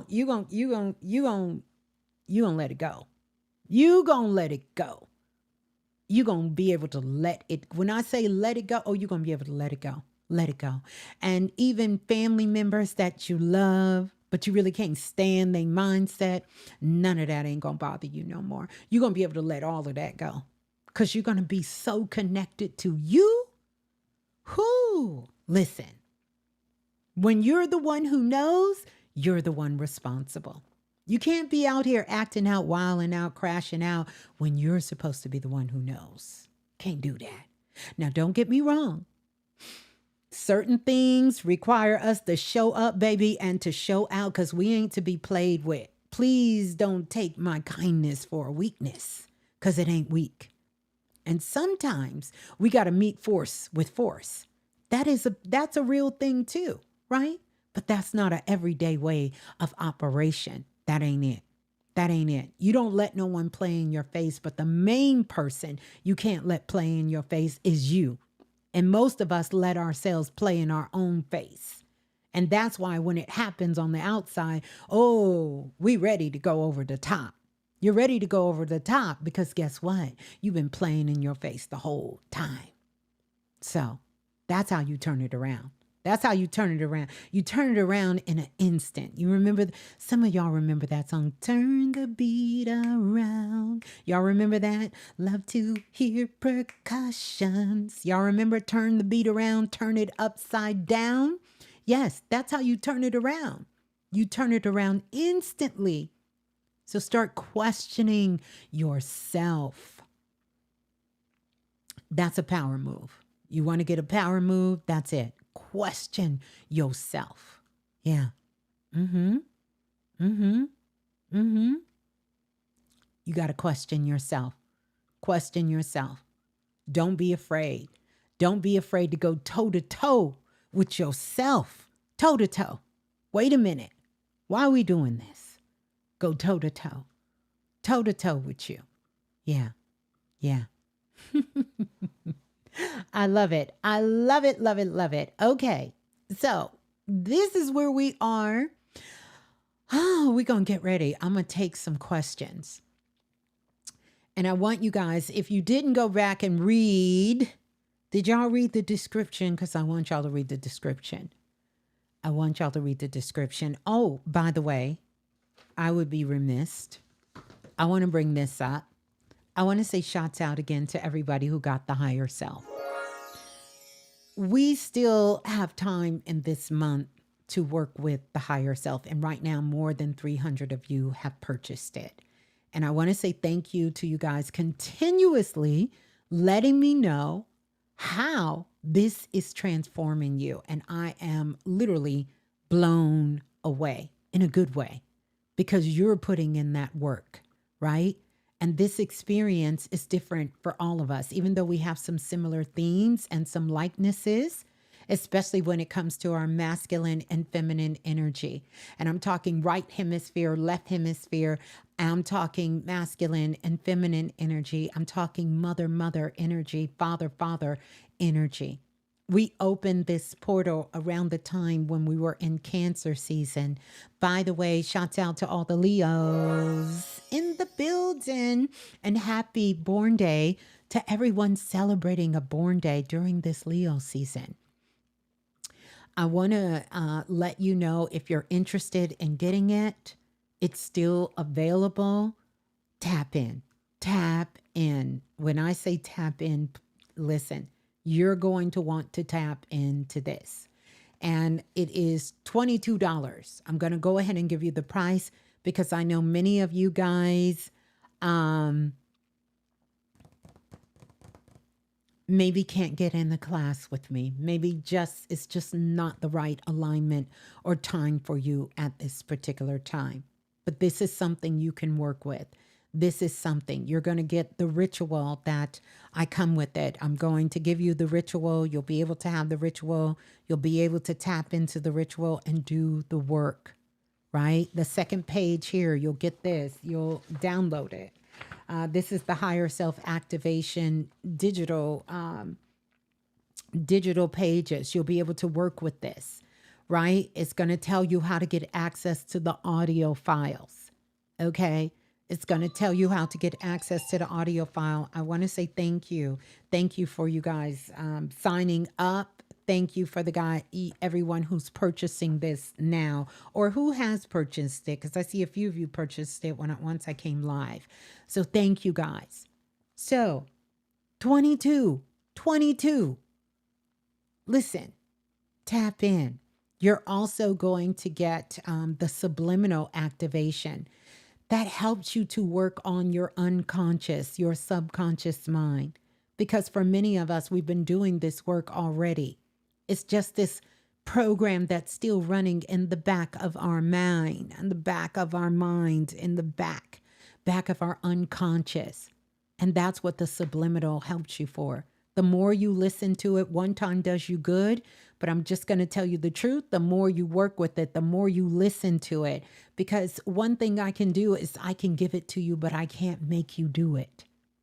And some of you, you know who you are. You purchase things. You're a collector. I want you to get into this work because you're going to feel so much satisfaction when you are doing the work for you. The credit goes to you. And I get it. I understand the human psyche. We don't like to ask for help. This is something you can work with in the privacy of your own home. In your own home. Butterfly Kisses said, higher self activation had me jump up out of my rejuvenation time with tears in my eyes when listening to the mother energy, and the emotional release was shocking and so real. I'm telling you guys, people are changing their lives with this. And I don't say that to be dramatic. It's not because I said so. It's because of what you guys have told me. So if you don't have this, I want to encourage you to run, don't walk. Click the link, Stan Store bio, $22. Less of a meal, one meal, and get this work. Get this work. And also, I know I said that I was going to, because one of the gifts have been donated. And someone reached out an email to me. I will be letting them know that they will receive this. And also, when I was on TikTok, a soul family member, again, if they don't want to know, be named who they are, it's not for me to do it. I gift a lot of things. Quiet as it's kept. I pay a lot of car notes. I pay a lot of light bills and help babies with foods and families. And I don't talk about it, but I think it is touching my heart so much to know that we have soul family members here for people who are in positions where they just can't right now. And I understand that. I think it's powerful that we do that. But I also think it's powerful that you recognize that you're in the 1% in the world. If you have the ability to tune into YouTube, watch this live show, you are in 1% of the world. And I need you to recognize that. And so I also need you to know that one of the great investments that you can do is the investment in yourself. And this is what it is. We invest in clothes, we invest in shoes, we invest in all kinds of things. But I want you to make sure you are investing in you. And this is something you can do. It's easy. You really are listening and you are being invited to calibrate and to do different things. And once you do it, you will feel so empowered and so transformed and back connected to your higher self and your intuition. That's the reason I created it. We have a powerful window right now that we can tap into. Yeah. So I'm done with that part. We're gonna move on. If you want to get it, get it. I'm telling you, get it. You will thank yourself later. You'll thank yourself later. NS says, this is so good, Miss Blue. My higher self have put me in check on several occasions, and I am glad because I would have made a big mistake. Powerful, powerful, powerful. Higher self activation is literally unlocking things hidden deep down and lovingly holds your hand, not in a judgmental way, but in a baby, in baby, it's like time to let it go. Yes, it's a releasal. It is a releasal. Wonderful. Legendary says that higher self activation does make a change. Yeah, it does. It does. So I'm so thankful for all of you who are working with it. Keep sending me. You guys know I always love to hear from you. Always love to hear your transformation and how things are working with you. So I love that you guys are sharing this with me. So keep sending that in. If anyone is interested, you can click the link. It's in my bio underneath the Stand store. You're going to look for the higher self activation and you will see the information there. You'll get access to the files as well. And what else am I going to tell you guys? And don't forget, in September, the hit code is coming. It's going to be a 6 weeks class that's going to be kicking off in September, and that's going to be powerful. I want to say welcome on in to everybody who's joining us here in the live. I see that Priestess Donna Lee is in the building. Welcome to Priestess Donna Lee. Welcome to all of you guys who are joining us. Yeah, Cosmic Goddess as well. Want to say thank you. Thank you to those of you guys who are making your purchases now. So we're going to get ready to do questions. We're going to do questions. And I want you all to take a look. I know we have some super chats here. So first of all, I want to give thanks to the super chat. Let's give thanks to the Empress 535. Thank you so much for the super chat donation. Thank you so much. And then we have Abdullah. Abdul, let's see. Let's go to the question. Abdul says, I just asked my divination what August was holding for me, and then I accidentally clicked on me.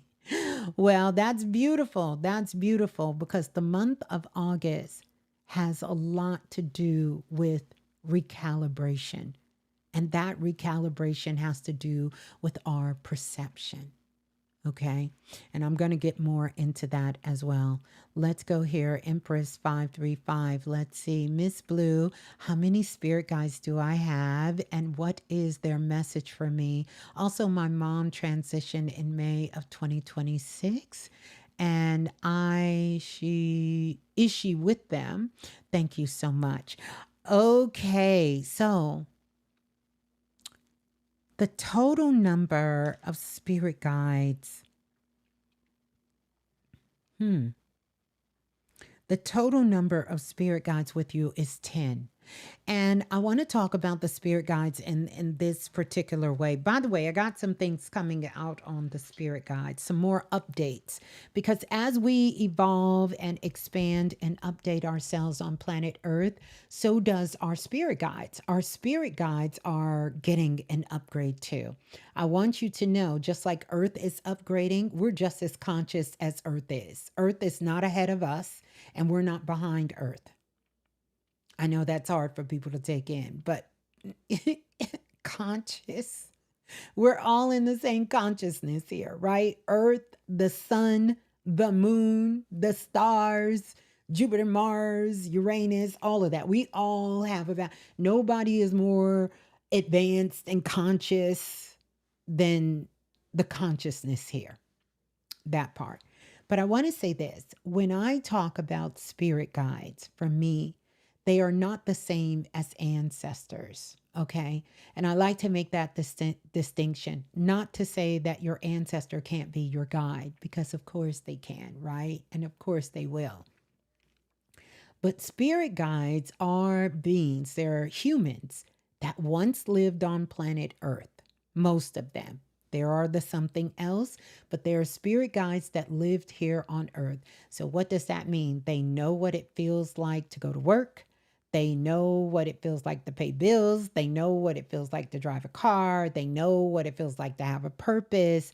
They know what it feels like to do all of these things. And these particular guides, these are souls that once they pass on, you get an opportunity. You know how you see that picture of the Last Supper and you see Jesus there and he's sitting at the table? That is actually the life review. That's your life review. Now, humanity has advanced to the place where many of us, we are getting an opportunity to reincarnate here on the planet. And I can tell you myself, I have had about 3 reincarnations since I've been here. And I'm sure if you look at your life, you will see that you have reincarnated right here. One of the first examples that I gave to people back in the day was Kanye West. He's reincarnated several times on planet Earth. Rihanna has reincarnated. It's quite a few people on this planet that have reincarnated. NDRE has reincarnated on this planet. And, you know, even when Diddy gets out of prison, he will reincarnate. He's reincarnating on this planet. We can go into that another time if y'all want to go a little deeper into what that is about reincarnating on the planet, but we have reincarnated, you know, and we are living very different lives. There are past lives that I have lived while I'm on this planet, and now I'm in a whole nother life. I say all of that to say, when you see your spirit guides and they are sitting at that table, they are going through a life review. And a part of that life review, they can decide what is next for them. And some of them want to come back and they want to help. They want to help humanity. They want to help us humans because they know how they struggled. Now, we are born, we have guides that were born with us. These are guides that go through us with every single lifetime. I don't care how many reincarnations you had on the planet Earth, these guides were with you. They're there, not to make decisions for you, not to guide or lead you, but to remind you and assist you on expanding your consciousness, if that is what you want, becoming more sovereign, and to listen to your higher self. Excuse me. So this is what the guides do. They go through a training, and as they go through this training, they then decide, hey, the main guides, the guides you were born with, will say, hey, you over there, you specialize in farming, you specialize in being a sovereign being, you specialize in drawing, you specialize in healing. And my guide, my person I'm a guide for, I want to call you in as a specialty guide. And I want you to assist them in helping them in what they need to create the life they want to live. That's the purpose of the guides. But here's the thing of the guides. They cannot get activated until you ask them for help. So most people say, Ms. Blue, how do I connect with my guides? You got to ask for help. But this is something I learned over 20 plus years. Humans have a hard time asking for help. And so I want you all to ask questions. Why do you want to know how many guides you have? And what is their message for you? What do you want to know? You see how that works? I'm putting y'all on some spiritual game. This is why some of you can't get answers. Because you're leaving it up to someone else's will. What do your guides want to tell you? What do you want to know? So I want you to ask your question. And I'm going to give Empress a chance since she asked the question first. What do you want to know from your guides? I want to put you guys back in your power seat. And I know this is where Ms. Blue gives a little tough love, because I know that you all are avoiding asking for help. And so this question is kind of like, I'm asking, but I ain't really asking. I'm going to show you how to level up. Ask your question. Ask your question, because that's how you're going to get your answer. You understand? Can I tell you what your guides want you to know? Absolutely. Do I need you to tell me? No, but I need you to participate. Participate. Because that's where the magic happens. When you say, listen, here's what I want to know. I want to know how many guides do I have to help me with X, Y, and Z. Tell me. That's how you're going to get your answer. You know? But I'm going to tell you. Bam. Watch. You just answer. This is the magic, you guys, to life. I don't think y'all hear me. This is the magic to life. This is the magic. And I've been saying this for years and years. So if y'all are new to me, this may be new to you. But those of you who've been around for a while, y'all know I've been nudging you to this. I want you to participate because I know the power you have inside of you. So now we're going to talk about it. And so the total number of guides you have is 10. And I'm going to show you. Look at that. I wrote that down as soon as you asked your question. You see that? You have 10 guides. See the 10 guides? See the pass. Because the guides want to help you pass this next phase of life that you're moving into. And so your question is about work, about money and work. I'm planning on retiring. Yeah, I understand you're retiring from your teaching position. And I understand you're retiring from the world teaching position. And so your question is about money and about work. Number one, you don't have to worry about work because you're a natural born teacher. And so you're going to leave from one aspect of teaching and you're going to move into another aspect of teaching. But it's going to be a different kind of teaching because your soul, and I want you to see this, your soul came back. You notice how that one is there. I know that's kind of backwards, but you get the point. Your soul came here to learn how to be independent. Now, you may have thought in your life you've been forced to be independent. You've been forced to kind of do certain things yourself. But you came back to be independent. You came back to be solo.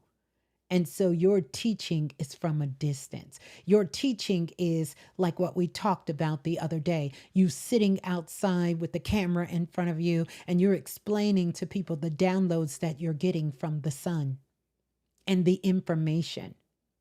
And so you spent so much of your life in front of people. There's an aspect of you that wants to spend your life on your time and your way, away from the people, but assisting the people. Because you do better when your consciousness is able to expand, to expand.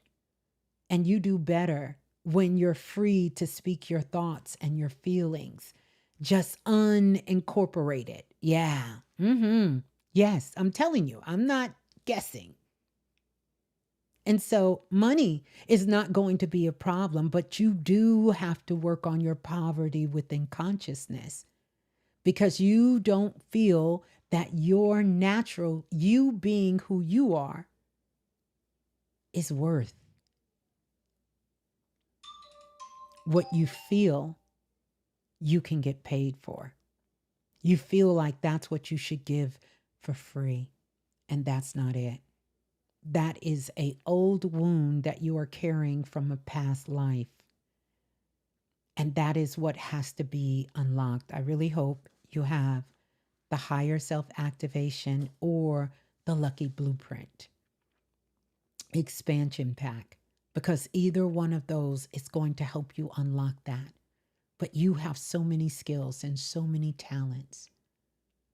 But this is your time to come within, because as you're teaching, you're learning.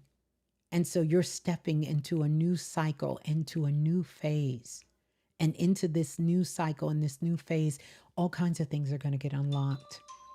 I want you to keep a recorder on you. I want you to keep a camera on you, even if you don't show it to anybody, because you have an open portal. You have 10 spirit guides that are with you, but you have portals that are open around you. And inside of these portals, there's about 36 extra guides in all of these portals that are open right now that is helping you make that transition into this new cycle that you are in. Money is not going to be a problem.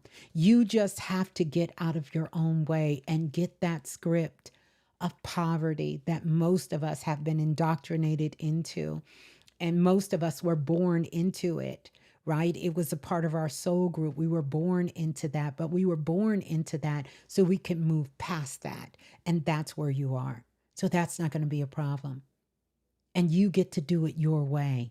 You get to do it whether you're at the table and you're sipping on a cup of tea, or if you're outside sitting in the sun, or if you're lounging in your living room, if you're walking down the street. None of that is a problem. But you have to be in a space that is uninterrupted because of how you get your downloads. They come in through your mind, and your mind has the ability to respond so quick that a big part of your work is going to be in solitude, meaning it's recorded or no one else is around. Yeah. I don't think it's always going to be that way, but I would say for these next maybe 5-6 years, you need to do that work solo. It doesn't mean you don't have other people around you supporting you, but that's when you thrive. That's when those channels are just, you're getting streams and flow of consciousness that's coming in. Record it. Don't trust yourself to remember it. I know you're a very intelligent sister, but don't trust yourself to remember it. Don't trust yourself to remember it. Just allow it to come in and document it and share that with the world. And you're going to realize you're going to blow your own mind. Not only when it comes to you having everything that you want, you need, and desire, but also of what's coming through you. So there you go. Thank you. Such a beautiful question. Such a beautiful question. Yeah, I know you do. I know you do. And I love it. I love it that you're here because this is a big stretch for you and to be very active here. So this will be one of your training grounds here. But yeah, your work, solo, solo, and powerful, powerful. Great question. Great question. Let's go. Woo! I didn't see all of these questions. I want to go back to the brother Abdullah because I think you had a question for me, but let me go back up. Let me go back up. How we doing, everyone? Let me go back up. I think Abdullah had a question for me. Okay. Yeah, because I seen your super chat. Let's go here. You said, why has my brain been vibrating?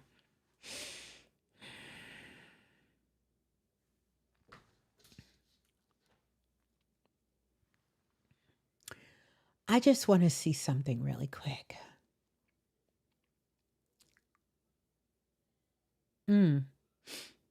Okay.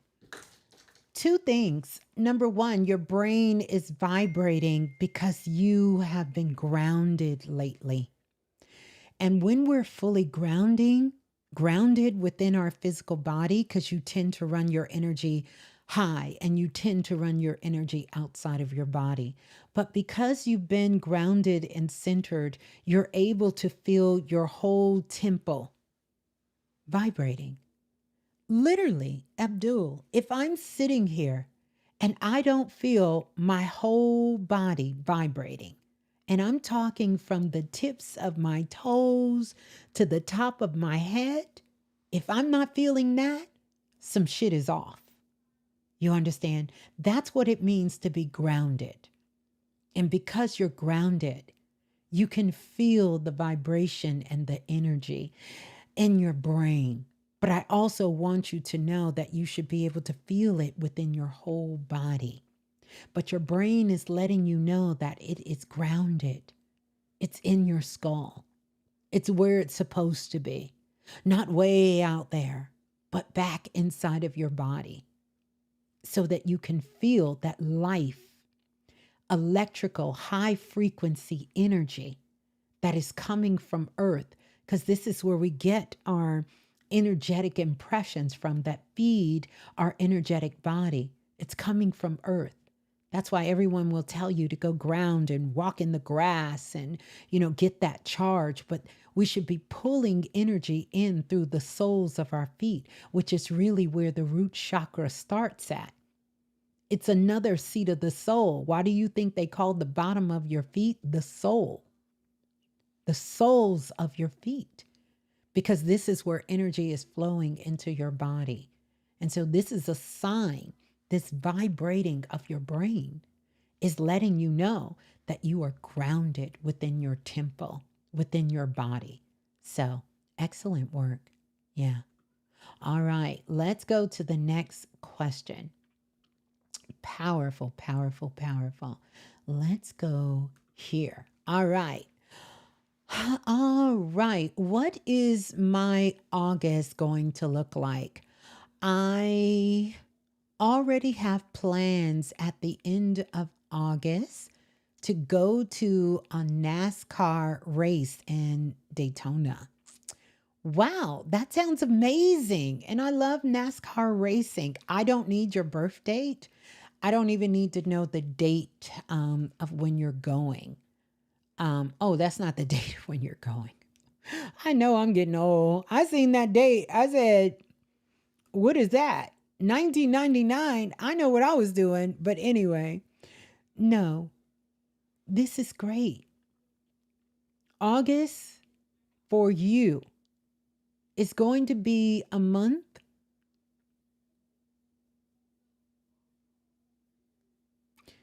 It's going to be a month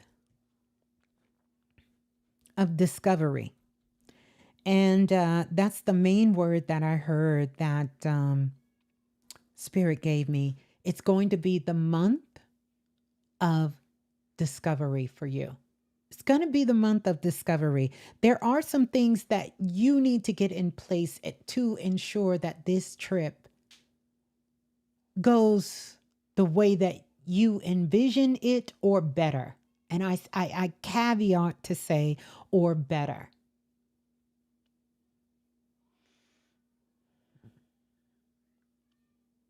I'm going to tell you this.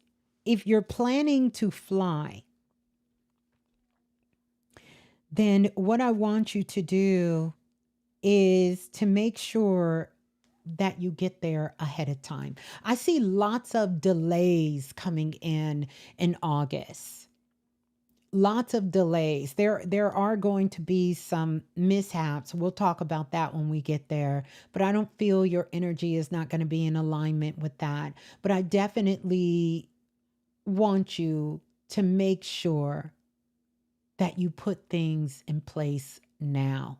But this is going to be a month of discovery for you. It's going to be a month of discovery. I also feel like you're going to meet someone, but you're going to meet that person before you get there. And this person that you're going to meet has more to do with your job than anything. And it's actually going to lead you to a better position in the work that you're doing. Like it's some sort of major connection. Good. You live an hour away. Okay. So you're going to be driving, so you don't have to worry about the flying, but you need to plan ahead. I feel like you're going to meet someone within the next week or so. And that's going to, while you're doing something, it could be you purchasing something to take with you on the trip. It could be you getting gas or something. It's going to be someone that has something in common with the work that you do. Interesting enough, the work that you do, I see these booklets, and these booklets have these symbols on them and these letters. Do you do anything to work in the field of IT or anything dealing with technology or any of those? I'm already talking to someone at my work. I'm not necessarily saying intimate. This could be someone for work, and maybe you're saying the same thing. This is why sometimes I wish we can talk to each other. But yeah, what kind of work do you do? Because it's taking me to something to do with technology, some sort of things, because I see these booklets with these symbols on it. And usually when I see that, that is taking me in the realm of some sort of communication, some sort of IT work, some sort of something of that kind of nature. Or maybe this could even be the person that you're connecting with. But this is going to be a month of discovery for you. I ship packages at your work. Interesting. Could be some technology packaging. You work in the supply cage, and you ship sort of supply things. Do you ship things that have to do with technology, whether it's cell phones, whether it's just different things that got any kind of technology in it, those kinds of things. Think about it, because I see that energy around you. Or maybe this is something you're looking to get into. Either way, August is going to be the month of discovery for you. Discovery. So it's going to be a lot of things that you discover about yourself, about the work you're doing. This could lead to a promotion. This could lead to a different type of work, or maybe a different position, something. But this is going to be a walk-in cooler stuff. Okay. Okay. Well, we're going to see. I would love for you to come back, but listen, have fun at NASCAR. I'm a Need for Speed girl, so I love that kind of stuff. So yes, this month is going to be one of our vendors sponsors a race car. Okay. I love it. Yes, this is going to be beautiful. And I want you to be present, because there's going to be some life-changing things that happen for you during this whole experience. So you have to come back and let us know. And congratulations. Congratulations. So this is the month of discovery for you. It's going to be lots of great discoveries for you. I love it. Love it, love it, love it. All right, let's go to the next one. All right, Spice4444 said, what should I do next to make money? I've been unemployed since April. Well, woo, that's a good question. One of the things I will tell you is, you could generate money by being yourself. You could generate money by sitting on the couch. Like, you could literally be blessed to have money sitting on the couch. I want you to think about this question. I'm not trying to be facetious, because we all know that there's so many ways to make money. If you was just trying to make money, you could have done it. It's so many things you could do.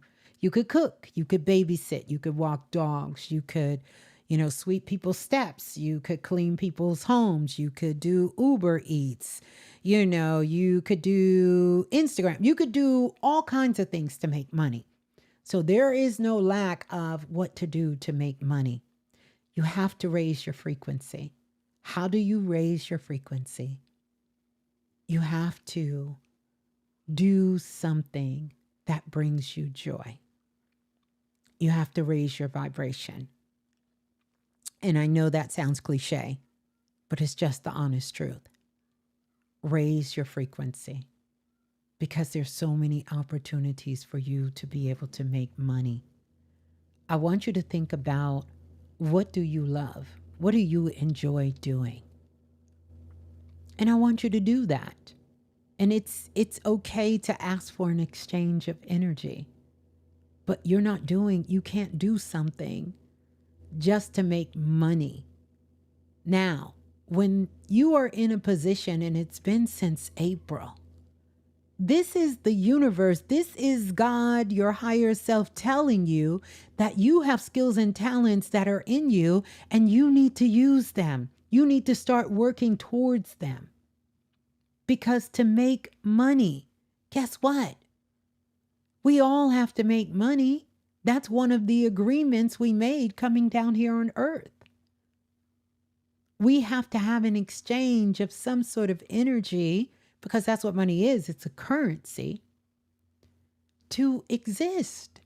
And whether that is through us raising our frequency, or whether that is through some sort of exchange of energy, that's what that is. But this is bigger than this. This is you being put in a position to discover who you are. What makes you happy? What do you enjoy doing? And that's what you need to get more into. It doesn't mean that that is what you're going to do in life. That doesn't mean that. But what happens when we raise our frequency, we can listen to our higher self that is guiding us to putting us in the position and to manifesting and creating our dreams. I want to say thank you to those who are purchasing the higher self. And those of you who have just purchased, what is it called? I can't even think of what it's called. The Lucky Blueprint. But I want you to know, that's what you got to work on. You got to work on raising your energy, because I'm in your energy right now, and I get it. You've been out of work since April, so it's but this is time for you to get curious, to figure out what brings you joy, what excites you. What do you get up in the morning and say, ooh, I'm excited about this?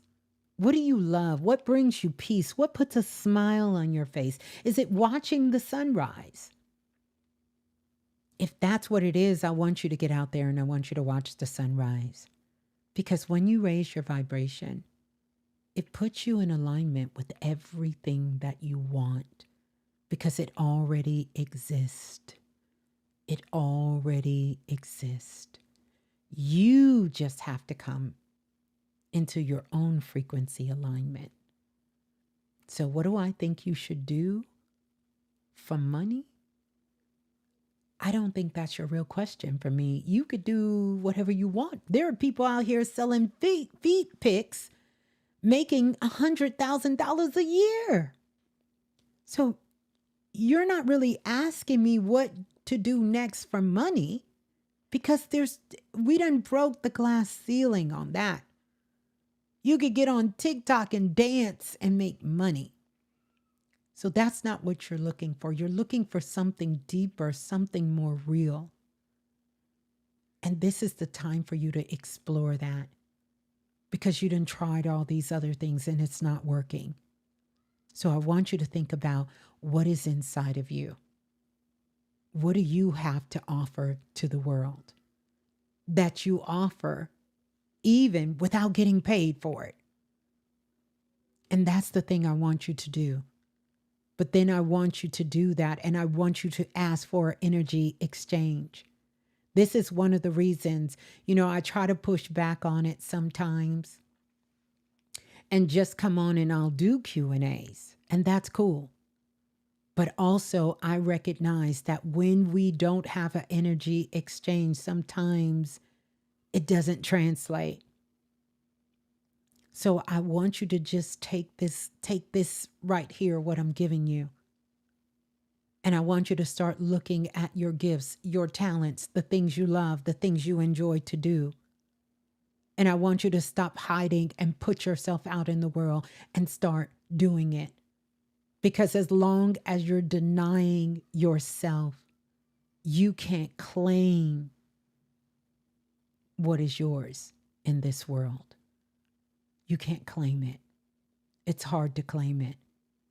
I'll tell you guys something so honest. For all those years where almost, I don't even know, 15, 16, 17, 18, 19 years, that I never allowed myself to be seen. It was hard for me to claim what I had put out in the world, because people couldn't attach a face, a body, an energy to it. Those who could read energy could, but those who couldn't, could not. And it became a teaching ground for so many people who listened to me for over the years. It wasn't until I came out personally for me and I felt that I was ready, that I could stand in the place to receive the energy fully of what I was putting out. And so I say that to you with love. Spice 4444. You got to stop hiding. You have to come out. Not because it matters to the world, but because it matters to you. And once you do that, you're going to see your whole world change, because you will start to see that reflection of yourself. It will start to come back to you, back to the real you. And then you can open up. Sometimes when we get so low into certain moments in our lives, it's hard. It's hard to hear our higher selves because our vibration is so low. So you have to raise your frequency, raise your vibration. You have to stop hiding. And you have to claim you and step out into the world. And that's going to help you raise your vibration. If you don't know what brings you joy, start exploring. Start exploring about what really brings you authentic joy. Go on that quest and you'll figure it out.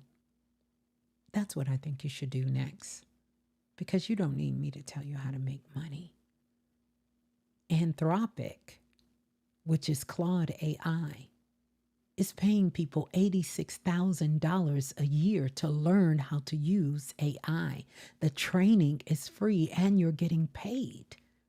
They only ask that when you're done, that you go work for a nonprofit, show them how to use AI responsibly.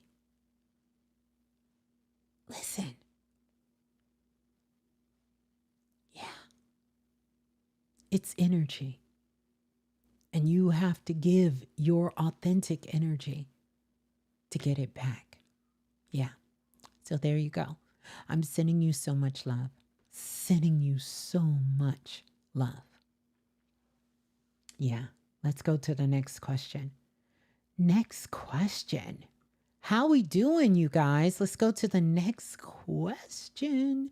What is the biggest spiritual lesson I'm being asked to learn right now that I may not be seeing?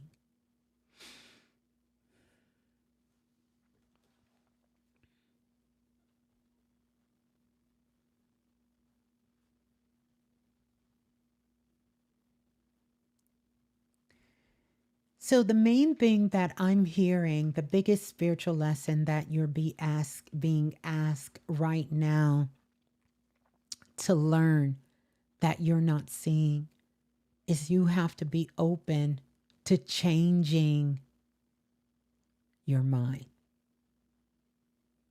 to changing your mind, to still expanding beyond where you are. And sometimes that's tough. We would like to think changing our mind is a total inside perspective. And it is part of it. But some of it is sometimes seeing a different way of doing something we've always done and giving ourselves permission to grow and know that there may be a better way of doing what we're doing, the way we're doing it. Sometimes we can be shadow boxing. We can think we're standing for a cause and we're fighting for something. It could be something within our family, within our bloodline. It could be, something with a child or, with a sibling or something. And we feel like we are standing our ground and, we're not going to move off of this because we know that we're right. And I just want to present this to you, that there is a position that goes beyond wrong and right. And that's what you're not seeing, that there's something greater than wrong and right. There's something even further beyond that. And that's what your guides are showing me at this time. To be open, to give yourself permission to change your mind, to expand your consciousness even further than where you've expanded it, to really let things go, really let them go, not hold on to it, because holding on to it can make us sick. It can deplete our magnetism, especially within our hearts. And so it's hard to manifest things, money, resources, support, because we're carrying it in our heart. And it's not supposed to be there. The heart is neutral. And that's what I'm showing, that one of your biggest lessons now is some of these places you have to get out of your heart, because that's a neutral space. You can't let it live in your mind, because that's a place that can fester. That's a place that can, put us on a different path. It can keep us stuck. It can hold us back. Yeah. So expand. Expand beyond where you are. Let things go. Let them go for real. Yeah. And that's what I see. There you go. Thank you for the question. Thank you. And you're so welcome. You're so welcome, Spice. You're so welcome. All right, let's go to here.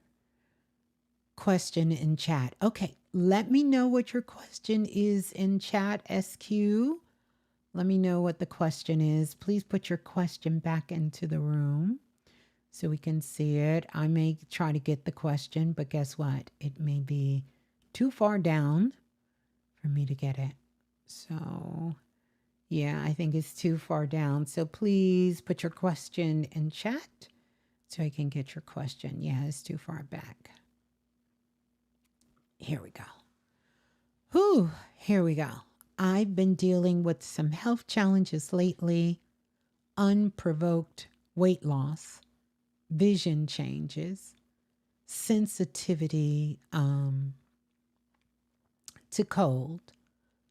I'm going to get blood work in August, and I want to know if I have anything to worry about. So, the answer to the question is yes, but not to the worry, but to the concern. To the concern. I would say, why are we waiting until August to get blood work? And there could be a multitude of numbers. But I know one of the things that they're going to check is your cortisol. I can see things within your blood, right? I'm not a medical doctor, so I'm not going to diagnose you. But I want to tell you this in the meantime. And yes, you're going to be fine. But here are some changes you have to make. Number one, you got to figure out what brings you joy, because there's been a lack of joy in your life. And when joy is removed from our life, it impacts how insulin moves through our body. It impacts our liver. And another thing, you have a lot of anger, a lot of resentment, and a lot of pain that hasn't been processed in your body that you've been holding on to. So here's what Ms.Blue is going to give you. If I had to give you spiritual consultation, this is what I would tell you to do. Go to the park, and I want you to get on a swing. And I want you to swing. Just allow yourself to be free. To be free. Just close your eyes and swing. And as much as you can go to the park and you can be free and you can swing, swing. And if you can't go to the park and swing, then I want you, when you're taking a shower, I want you to visualize the water washing away all of the pain, all of the disappointment, all of the loss of joy. Suds yourself up all over, everywhere. And then stand and allow the water to rinse it all away. To rinse it all away. And visualize and open your eyes and see it all going away. Rinsing away all of the sadness, all of the disappointment. Rinsing it away. And then do a cool water rinse. This is something that goes back to ancient Egypt. As cool as you can take it. And I want you to turn around 3 times clockwise, right? So you're going to be rotating with Earth. And then I want you to turn counterclockwise because you're going to be rotating with the cosmic sky. And you're going to bring all of that good, juicy, gorgeous frequency into your physical body. It's going to cleanse your aura. It's going to reset your energy field. And it's going to leave you clear and free of lower vibrations. I want you to go get you a crystal. Now I have two of them on, but I want you to go get you a crystal. And I'm going to see if I can grab it. An amethyst crystal, a heart chakra crystal, and I don't think I have my heart chakra over here, and a clear quartz crystal. If you have these three crystals, I want you to carry them with you. Carry them. If you have them small enough, get the pebble sizes that you can carry and put in your pocket or drop it in your sock or drop it in your bra so it can touch your body and help remind you of your frequency. Because immediately when I get into your energy, I immediately get so sad.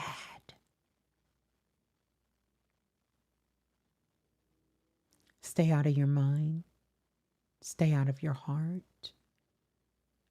Because this here is your body saying to you, we've got to change.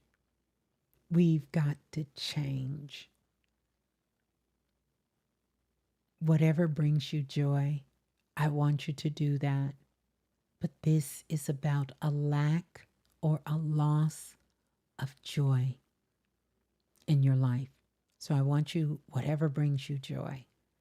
If it's going outside and just being in the sunlight, I want you to do it. If it's reading a book, do it. Because you got to raise your frequency. And you have to find something to anchor you into the future. Yeah. You're going to be fine. It's going to take some work. But you're ready for this work. So, yeah. And I want you to rub your hands together. And I want you to pat your liver and thank your liver for holding all that it's holding, for helping you process all that you've been processing. I really hope that you have this higher self-activation.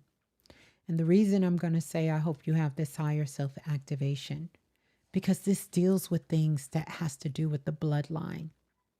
And I'm really picking up you have a lot of things that has happened within your bloodline.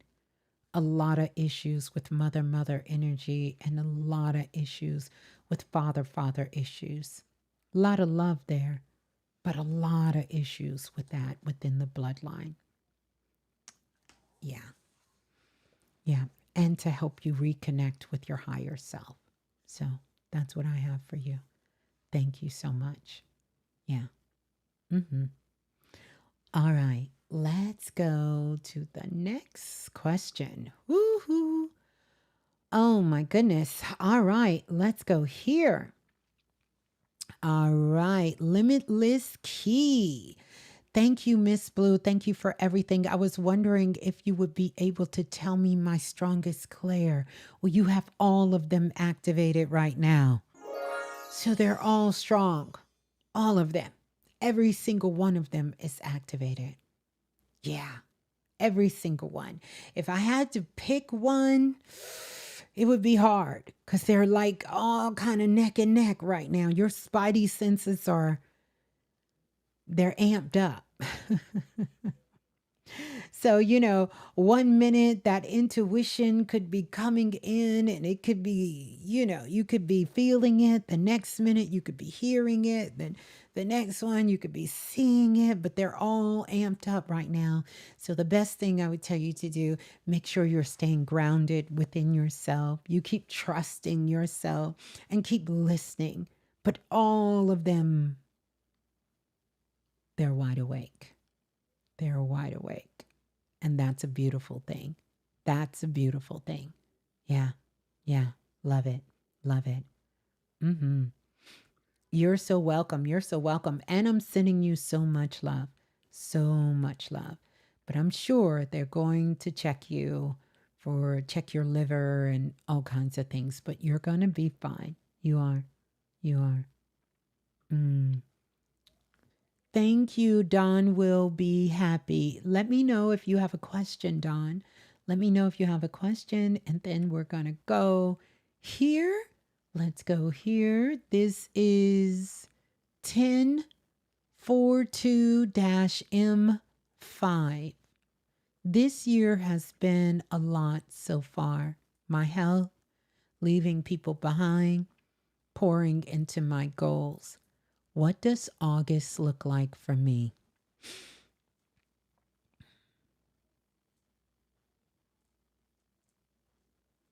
Mm. Mm-hmm. Mm-hmm. Mm-hmm. Mm-hmm. Mm-hmm. Mm-hmm. Mm-hmm. Mm-hmm. All right. The first thing I heard for you for August is motion. I feel like there's been a lot of things that's kind of gone stagnant, dormant, um, and things are going to start moving themselves forward. You're going to feel like you're moving forward. You're going to start seeing more of the fruits of your labor during August. It's going to open up different portals and things for you. Even when it comes to your health, it's interesting that I see that word dormant. I see that there are some things that are dormant. Things are going to start moving themselves forward, like really moving themselves forward. Like you're going to be able to see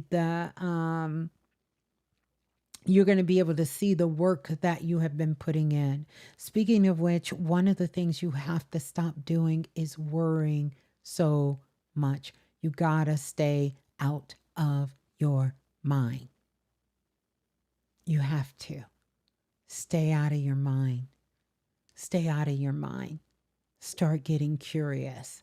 Start living life again. You know, make that declaration for August that you're going to move forward. I know you said you're leaving people behind. You may have left them behind physically, but emotionally and energetically, they are still with you. Let it go. Let it go. Your health is improving. It's going to improve drastically by the time we get towards the end of August. But you're going to start to see more movement going forward, going even more forward, going forward. But you have to let people go. You got to let it go. Like you have to really cleanse yourself and let it go. I'm going to get you, Dawn. I'm going to get you, Dawn. Be happy. I'm going to get you next, okay? Mhm. So, main focus for August is movement. That is your focus is movement. So you're still in the prep phase of that. Start getting things in order. Start getting your house in order. Start organizing some of those things, especially on those days when you have the energy to do it. Do it now because August, things are going to move quick. It's going to be a lot of things going on. And the last thing you want to do is to be bogged down with things that you haven't done because you just wasn't in the position to do it. You didn't feel like doing it mentally, emotionally, physically, whatever it is. Take care of it now and you will thank yourself later because this is a month of motion for you. You're going to have a lot of motion, a lot of things going on, a lot of people wanting you to do things, connecting with things. You know, you're going to start getting back into a routine, feeling more like yourself, like yourself, like yourself. Hmm. I also feel like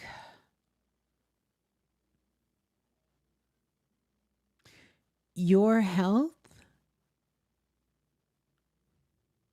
is tied to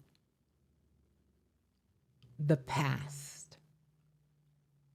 let go of the past, and you'll be able to move forward with your healing in your health journey, because that's what's keeping you there. Let it go. Let it go. There is a spiritual law, and that spiritual law is anytime we take something out, we need to replace it with something of equal or higher value. And I'm just going to go with what you said, because you've let a lot of things go, not just people. I want you to replace it with a frequency that's higher. Okay? And I want you to get real creative, like get you a notebook. The people you let go, what frequency have you replaced that with? What does that look like? What does the new people in your life frequency hold? Whether those people have shown up in your life or not, what kind of frequency have you replaced that with? Is it people who have values? Is it people who give reciprocity? Is it people who is respectful and honor you as a person as you honor them and is respectful for them? You have to replace it with that energy. Mm-hmm. Replace it. Because August is motion and activation for you. You're going to have a lot of activations.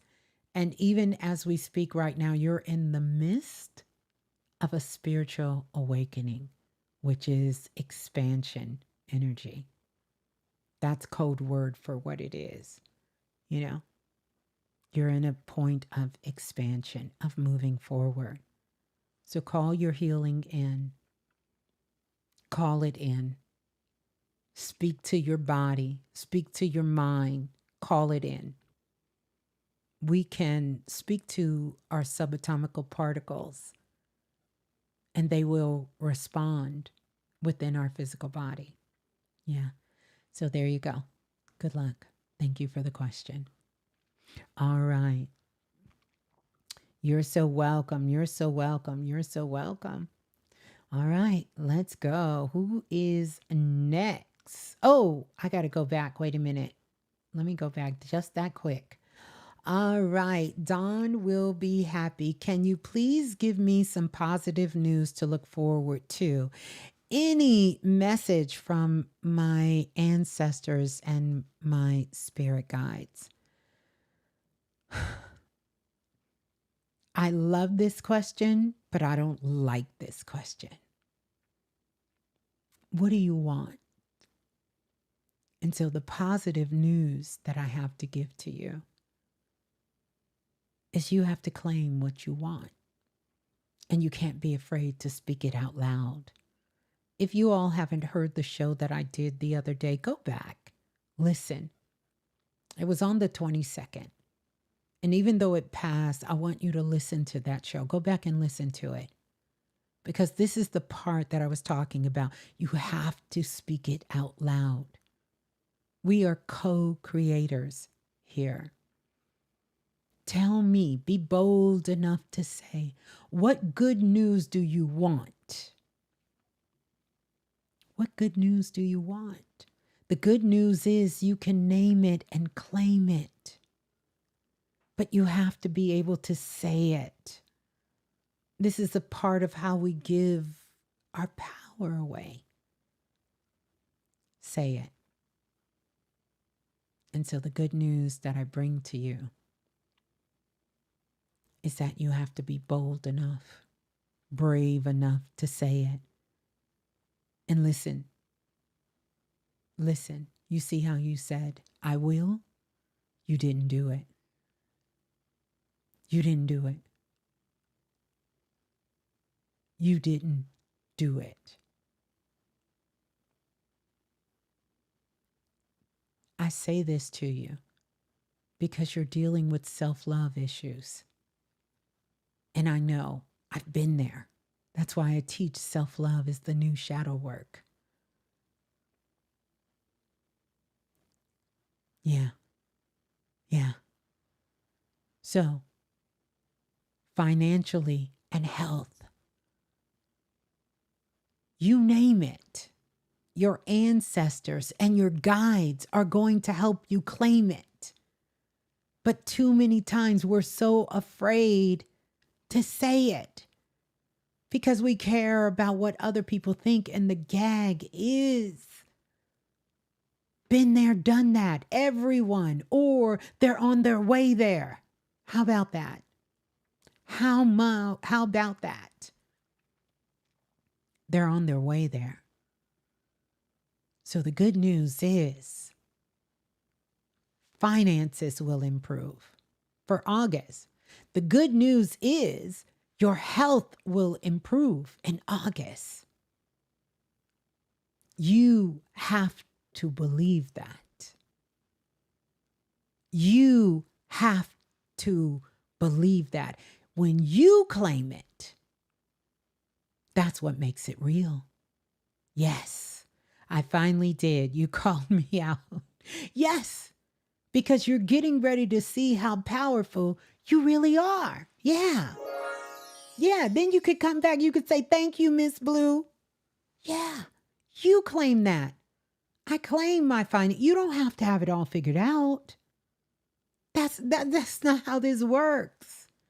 Allow the universe to surprise you, but you have to put your request in. It's like going in a restaurant and sitting down at the table, and the waitress or waiter comes over, hands you a menu, and you say, they say, what do you want? And you say, what do you want me to eat? Huh? You get to pick whatever you want. Why would you tell them to give you what they want? So God, the universe, the Most High wants what you want. And if you don't claim it, you know what you're doing? You're free falling. That's what you're doing. You're free falling, like that paper. You're free falling. And somebody else can come, snatch your shit out the air, and decide instead of you getting this, they give you this. And you're trying to figure out, why don't my dreams come true? Why don't anything that I want, why doesn't it go that way? Because you are free falling. You're saying whatever's going to be is going to be. You're not putting your input in. And if you're not leading the ship, if you're not steering the ship, somebody else can come in and steer that bitch for you. And they may start going in a direction you don't want to go in. And you're trying to figure out, why am I over here when I'm trying to go there? Because you didn't claim it. You didn't say, this is what I desire. This is what I want. Yeah. And leave room. Leave room for the universe, for God, whatever you call it, your higher self, to surprise you. Because it's not going to be a trick. It's going to be the greatest surprise. It's going to blow your mind beyond what you thought was possible. So all we have to do is just start taking those 1 steps. Claim it. Claim it. Test your own magic. Y'all are magic makers, right? Y'all are visionaries. Test your own magic. You say you got magic, test it out. Put it out there. Put your magic out there. I put mine's out there. Test it. Okay. You know, that's like somebody telling you, you know what? I can run a mile and da da da da da. You ain't gonna believe them. You're gonna say, okay, let me see you run. Okay, get on the track and run. And let me hit the timer. Test your magic. You want to know that you're powerful? You want to see how powerful you are? Test it out. Test it out. I challenge you. I dare you. I triple dare you to test your own magic out and see how powerful you are. Claim some shit. I'm not talking about controlling somebody else's life. I'm talking about your life. Claim it. Claim it. That's it. You don't have to know. You want that relationship? Claim it. You want your finances to improve? Claim it. Right? You want your health to improve? Claim it. Speak to it and stay open. You ain't got to go down to, oh, I want it to look like this and I want it to sound like this and I want it to feel like this. No, no, no, no, no. Claim it because you're not doing this alone. We are co-creators, which means that we get to put it out there. We get to put in our request. We get to send it out there, but we don't do it. Just like when you go to a restaurant, you get to pick out what you want on the menu, but you're not in the kitchen telling the chef how to make the food. But you know it's going to come out good. You already know it's going to taste good, right? That's how it works. Yeah.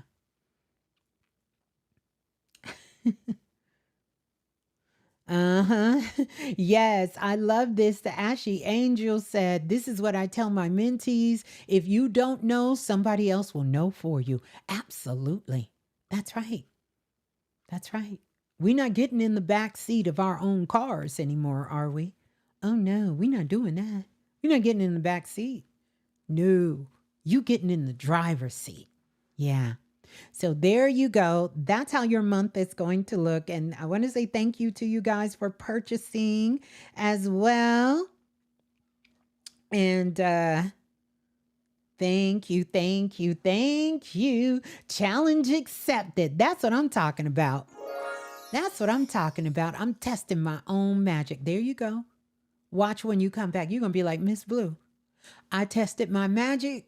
And listen, I know my magic. That's how that saying has lived for 20 plus years.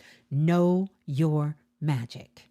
Because coming into this, ooh, y'all tested my magic. I had to know my magic for real. So I'm telling you all, test your magic. You say you can do this. You say you know this. Look in your life. Where are you using it to improve your lives and the lives of others that you come in contact with and that you touch? Test your magic. Put your magic out there. Mm-hmm. Mm-hmm. Mm-hmm. Let me see where I am. I'm going to get this question, but I had to come to this. Tiffany said, Ms.Blue, your voice is so calming to me. I feel like I'm just going through the motions with life and anxiety of taking care of my mother. What can I do to stay grounded and present within myself? Tiffany, I'm going to come back to that question in just a moment after I get I am question, and then I'll answer that. So I dreamed of 4 different deceased loved ones over the past week. Do they have a message for me? Yeah, they do. They have a message for you. And the first thing that's coming up, let me make sure I am is still here. I am, are you still here? Are you still here? Let me make sure I am is still here. I am that I am. Are you still here? I am. Are you still here? I am. I am. I am.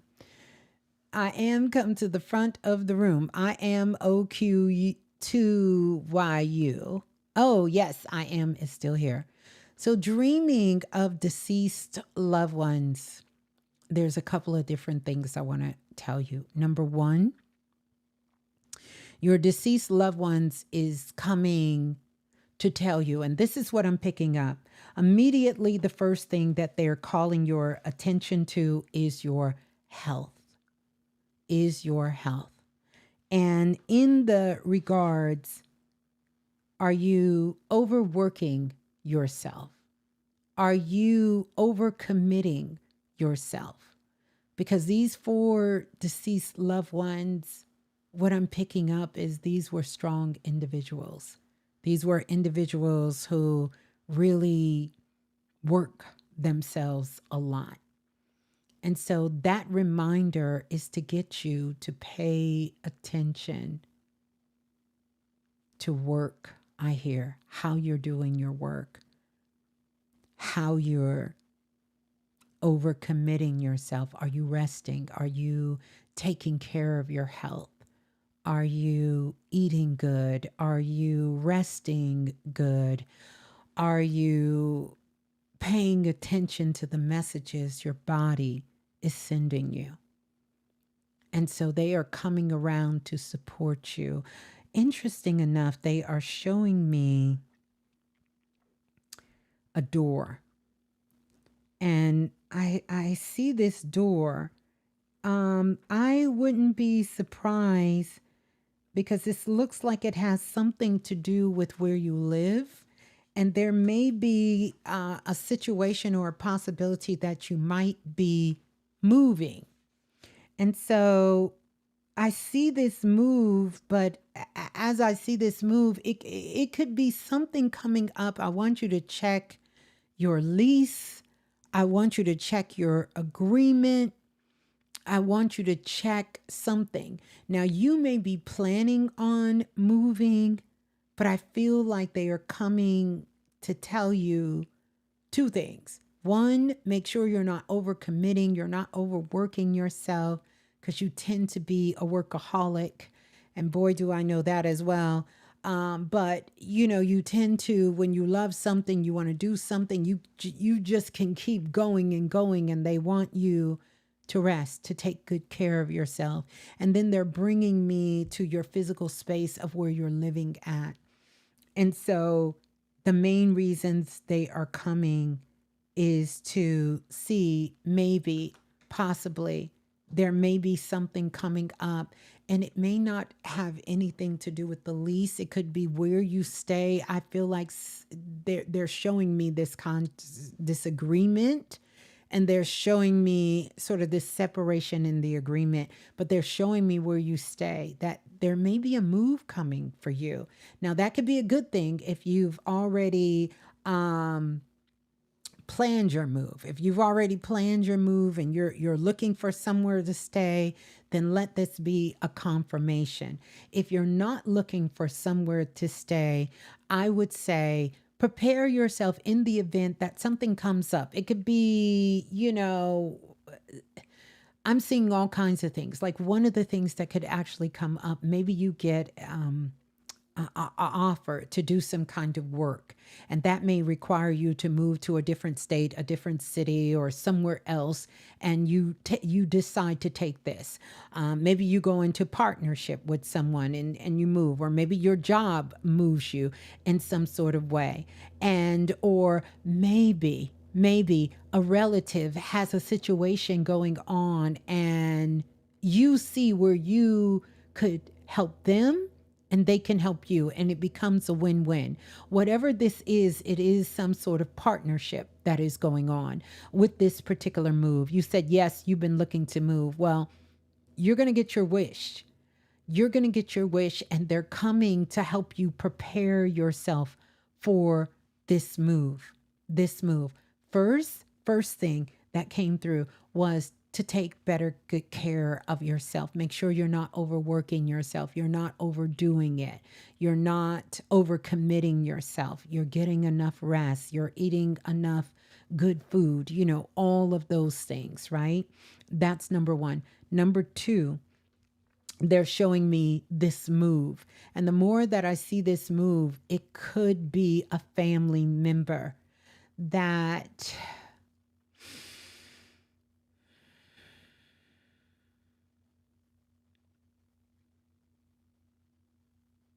it could be a family member, and you may not necessarily move in with that family member. You may move near that family member, but I feel like there will be some sort of agreement, some sort of help between the two of you. You're in the period of transition right now, which is kind of crazy.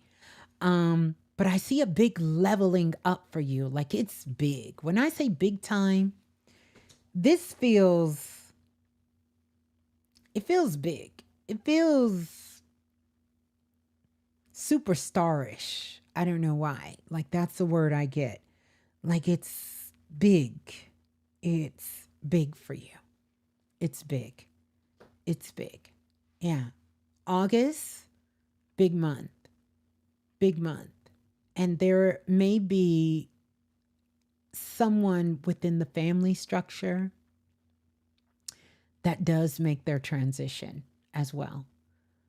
And even though they're not coming for that message, this is probably something you have sensed and felt. But they're coming to you particularly to give you that support about this move. So if there is a situation, if there is an opportunity, look at it, take that move.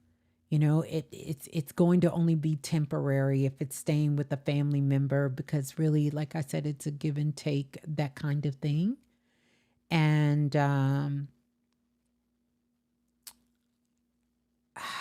I feel like you've not too long ago moved, but either way, it's another move. But there is something very, very big, big, big, big on the horizon. Stay open for it. You probably will start to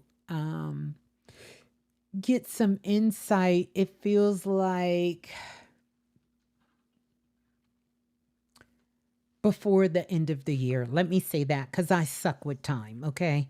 I straight up suck with time because in the spirit world, listen, things can shift around.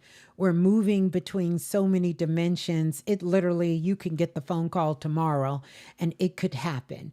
But it does feel like it is a little further out, not much further out, but it is a little further out. So there you go. So the ancestors are coming through. I don't know why I get the feeling one of the ancestors could even be a sibling. Hmm. Mm. Okay. That's interesting. Yeah. So there you go. There you go. I am. Thank you for the beautiful question. You have to definitely come back and let me know as well. And congratulations. Yeah, it looked like you do got a lot going on. You got a lot going on. Yeah. Yeah. Everybody want to be a part of it. It's a lot going on. I put the link in the bio for someone who asked, and then I want to go back to the other question. Did I lose the question?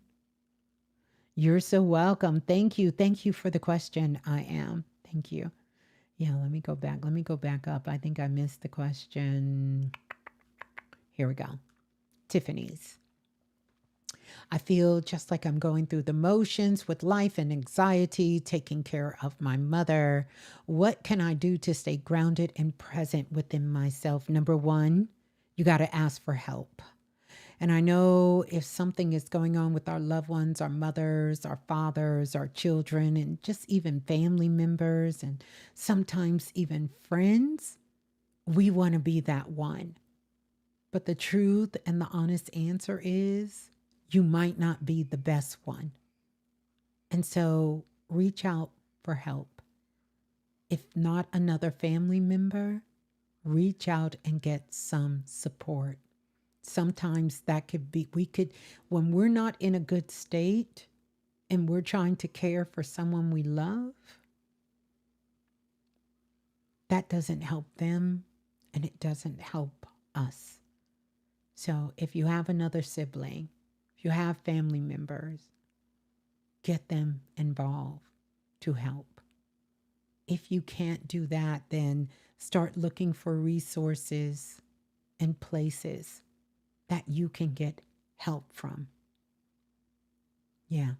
Sometimes we want to be built for that work, but we may not be the best choice.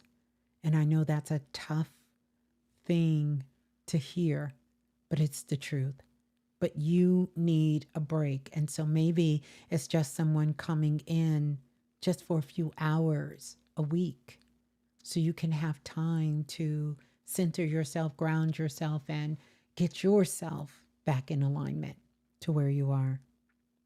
And so that's one of the things you can do. The other thing that you can do is, you know, your mother um, is pretty interesting. Pretty interesting. Put on some music for her, especially music in her era.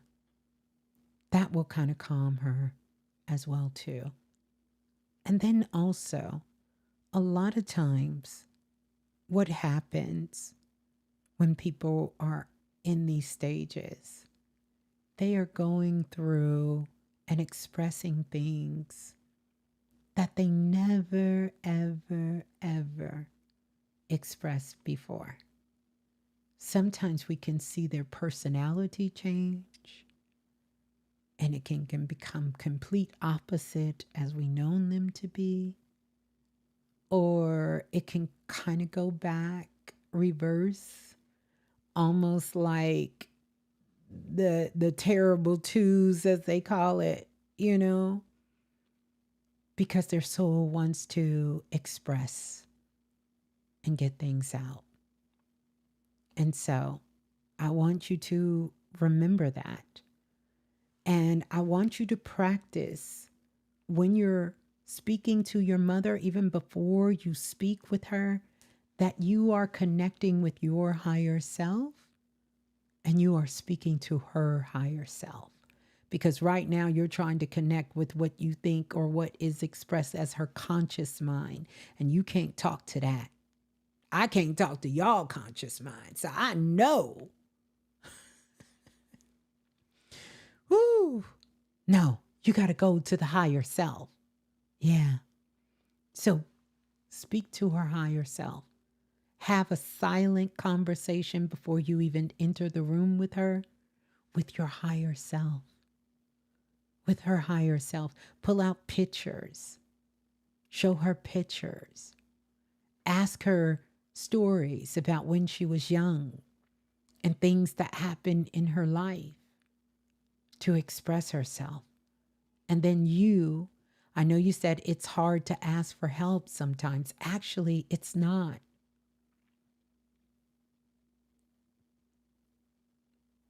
Because I want you to think either you suffer in silence or ask for help.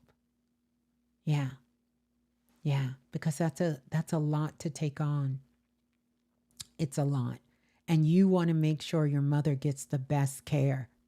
And if you're not the one to give it, then be responsible enough to make sure that she has the right people that can do it. There are certain people on this planet that is built for this. They love it and they're great at it. And you will know that right person, that right situation, that right play. You're going to know all of that. Trust yourself with that.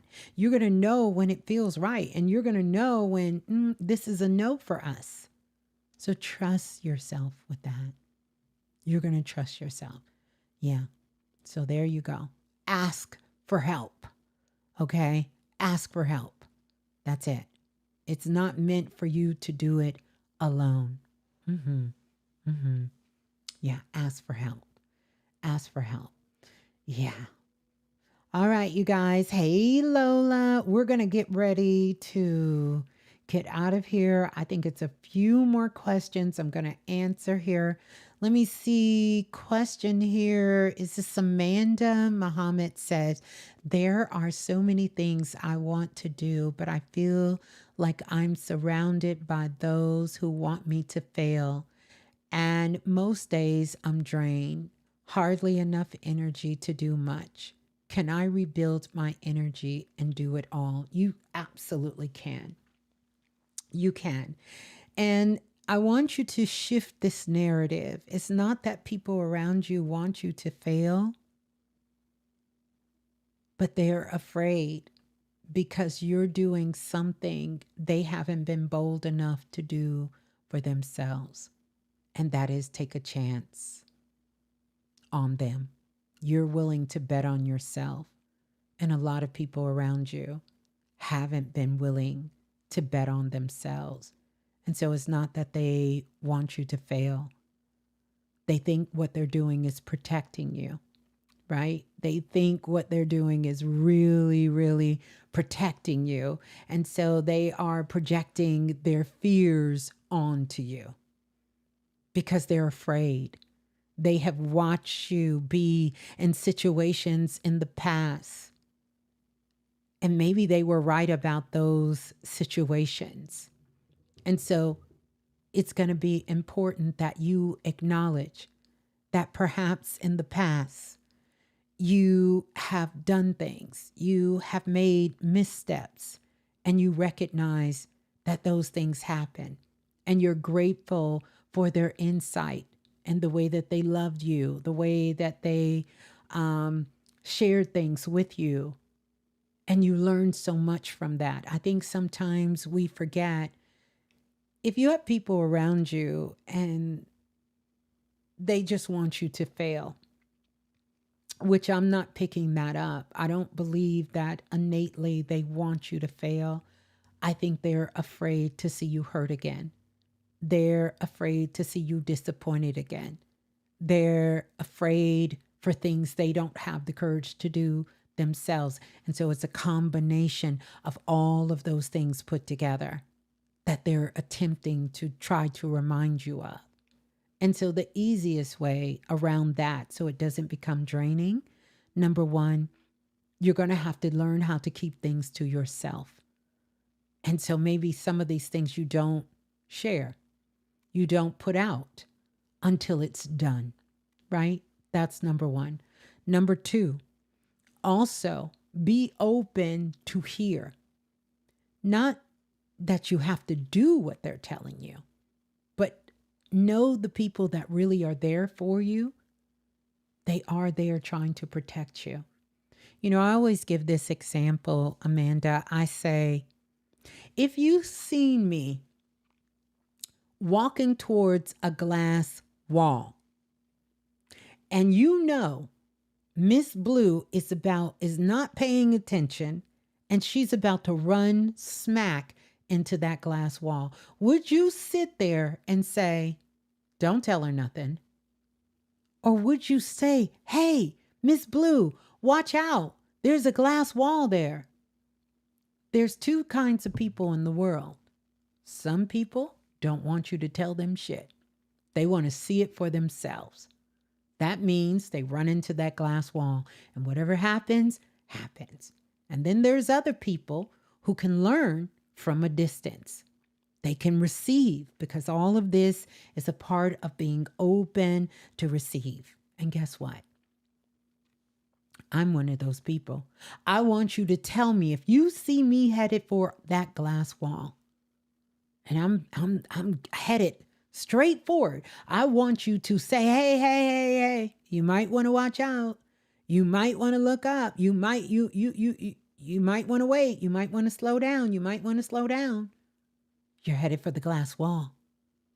Now, the truth is, I may know that that glass wall is there, but I also know where the door is. So I'm not angry at you. I'm excited that you told me that.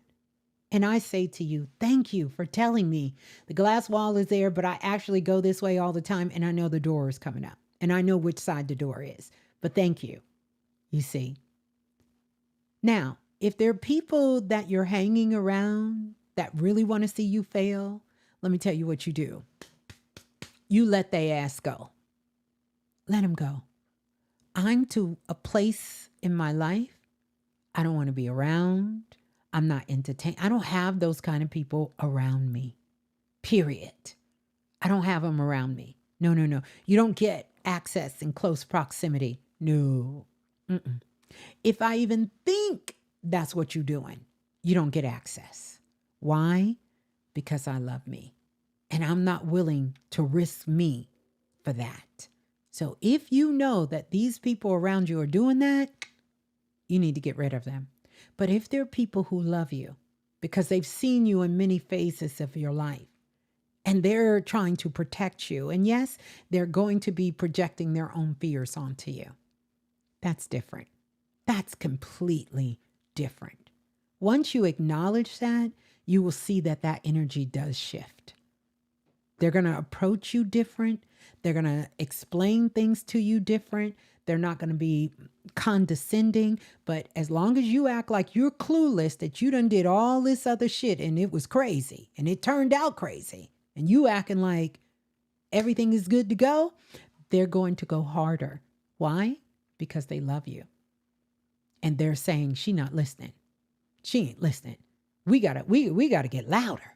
We gotta tell her, because we don't want her to go through what she went through last time. You see?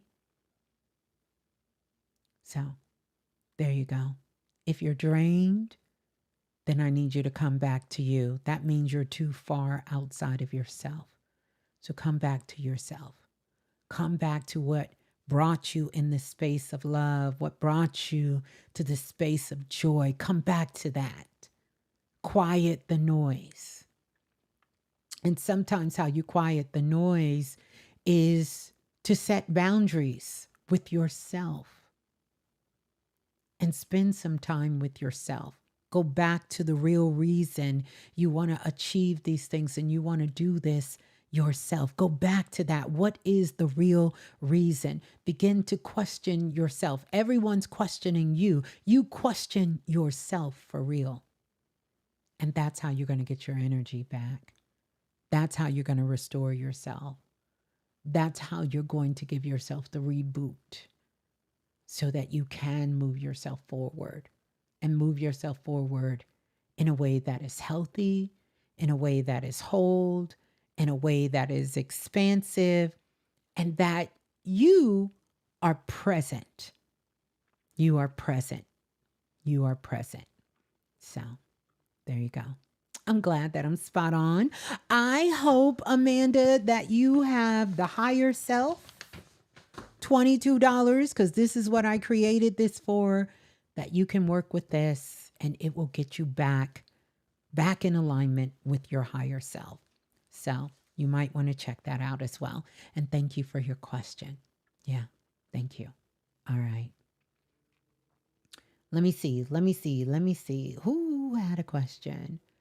Empress 535 said, I just tried to order the higher self form in the store and it won't ship to my P.O. box. Is there any other way to order?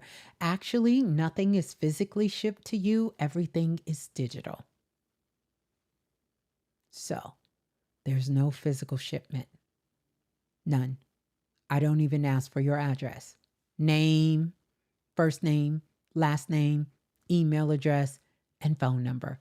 That's it. That's all it asks for. There is no physical shipment.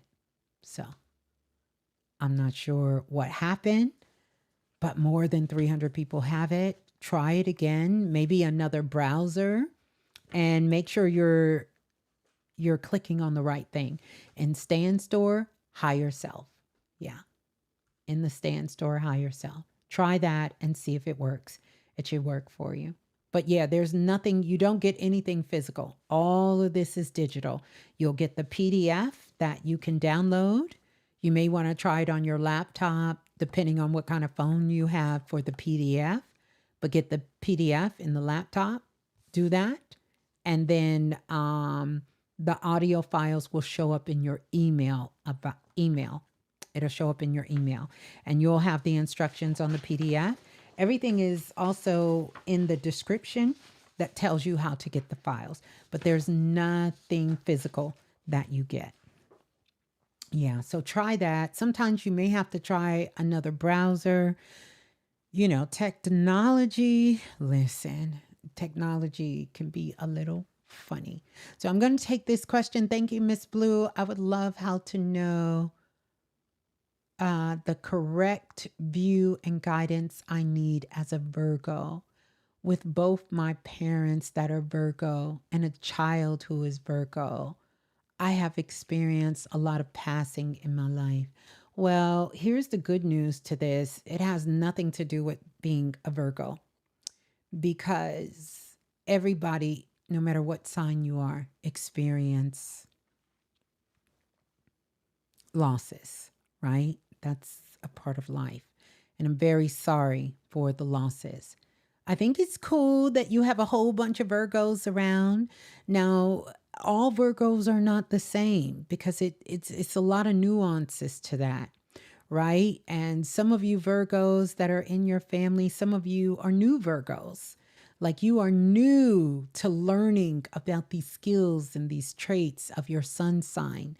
And then some of you have been your old soul Virgos. You've been doing this whole Virgo energy for a very long time. And then some of you are you in the middle with that Virgo energy.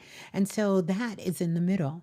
But what this tells me is that you guys are a group of souls who want to mirror each other and you want to learn from each other.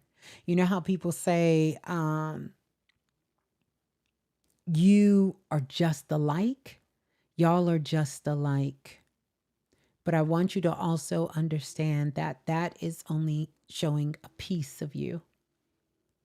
A piece of you. You are all 12 signs. Remember that. And a lot of times, what happens when we start identifying with things that were written, we start mimicking what is written as opposed to being who we are. So I want you to get out of the mindset because astrology is not a divination tool. That's not what it is. It is a pattern recognition to help you navigate the life you are creating. It doesn't determine your life. It is the tools. So if you are a Virgo, you have certain tools. If you are an Aquarian, like I'm an Aquarian, I have different tools. I also have Virgo tools, but I have a big pocket of Aquarius tools. And I have some of the Virgo tools. I have some of the Pisces tools. I have all the tools that are there. But my choice of tools, most likely, is going to be my Virgo. It's going to be my Aquarius tools. Your choice of tools is going to be Virgo. But that does not determine who you are. Astrology was not created for that reason.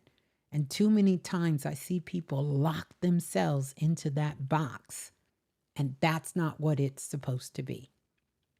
So I want to say that. Now, the guidance that you need is to learn how to love yourself. Yeah, I know. You need to learn how to love yourself. And there is issues. I really hope you have the higher self activation. And by the way, thank you to those who just purchased the higher self activation there. But this is what you need. This will help you so you can tap into your own higher self, get that guidance, move yourself through this, and stop seeing them as Virgos and start seeing them as individual souls. That's going to help you. I know you're trying to figure it out, but sometimes that could be the catch-22, that we're trying to lock ourselves into something when really we have freedom to move around. We have freedom to move around. You are so much more than just that. So that's what I would say to you, you know? And like I said, I'm so sorry about the passing in your life, but that's not indicative to your sign. Don't let nobody bullshit you and tell you that. That ain't it. Okay? That's not it. That's not it. But I'm very, very, very, very sorry that you've experienced that. Yeah. You know, it's something we all will experience on this earth. But really, what you need is self-love, to learn how to love yourself. Because learning how to love yourself is also recognizing your uniqueness, recognizing your God spark, recognizing what you have to contribute to the whole and what you have to contribute in an authentic way. And that search that you're looking for is within you. And self-love is one of those ways you can begin to unlock it. I would invite you to go back through, listen to the archives. And again, I tell you guys this because I have lots of tools that have helped thousands and thousands of people on the planet. And this is one of them. I definitely want you to work with the higher self because I think you will get great success out of it to help you because you do have issues with your mother, with your father, with your siblings, and also with your children as well. Yeah, this is going to help you come back to you, right? Yeah, yeah. So there you go. Thank you for the question. Yay, you got it. Congratulations. Congratulations, Empress. I'm glad that you were able to get it. Beautiful. I think it was one more before this.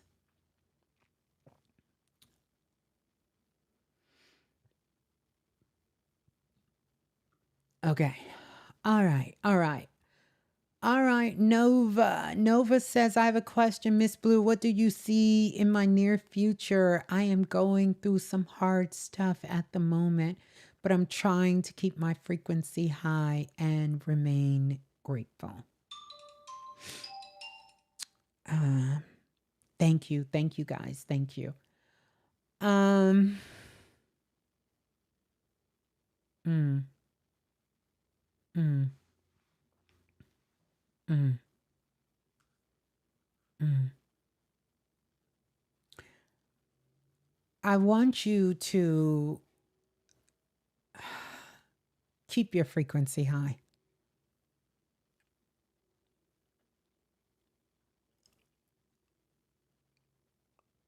And remain grateful.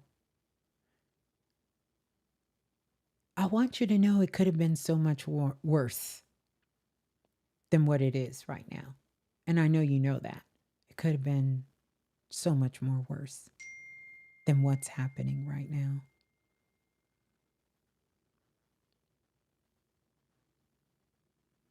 You will make it through this.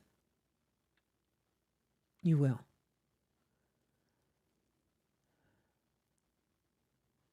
There's a couple of things that I see. And I hope that you're still here. Because I see an envelope and I see a piece of paper coming down. So it tells me that this has some legal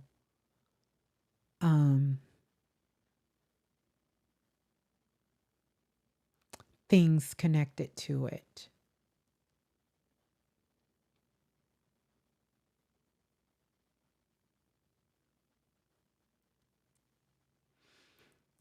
One of the things I would tell you to do is write yourself a letter in the future.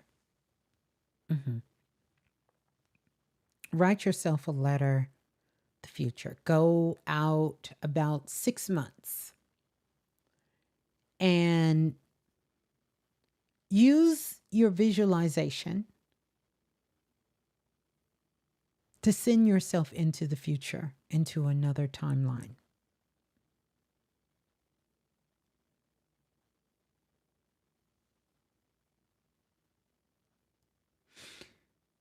Like on the 29th of this month. On the 29th of this month. I want you to write yourself a letter. You can do that within the next 24 hours of what it would feel like 6 months from now, how you see yourself, how you see your life, your emotional state, your physical state, your spiritual state. Put it in an envelope, put a stamp on it, take it to your mailbox, post office, drop it off, and send it back to yourself. Open it up on the 29th. Today is the 24th, 25th, 26th, 27th, 28th, 29th. The 29th. It should get back to you on the 29th. If it doesn't get back to you on the 29th, just screenshot a picture of the letter or print it out. But the one you put in the mail needs to be handwritten. leave out no details of taking yourself in the future 6 months. Everything you want to happen. And then open it on the 29th. Or go back. Don't go back. Don't look at it. Don't reread it. Even if it doesn't come back before the 29th, don't read it over. Don't read it twice. Don't read it 3 times. Don't do anything. On the 29th, you're going to read it. And you're going to sign your name to it. And then you're going to put it in your pillowcase and you're going to sleep with it every single night for the next 6 months. And you're going to read it every night for the next 6 months. You're coming out of something heavy.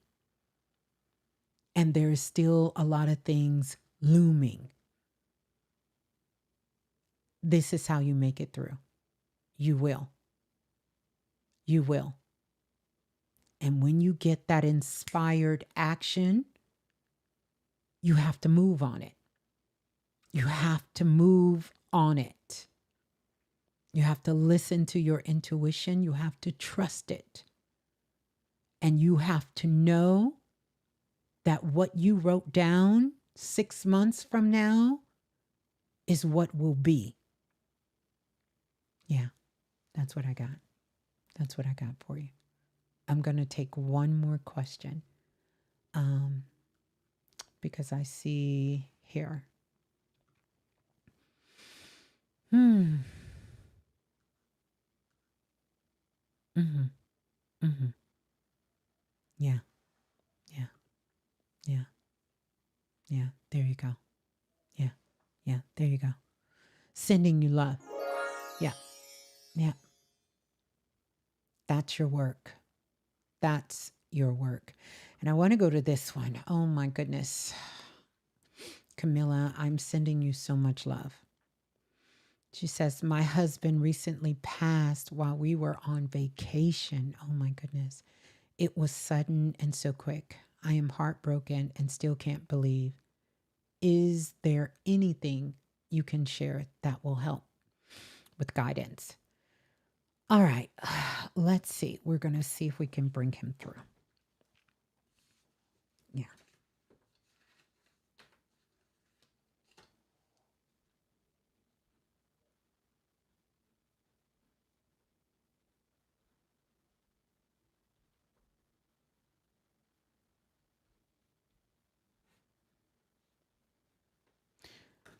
All right.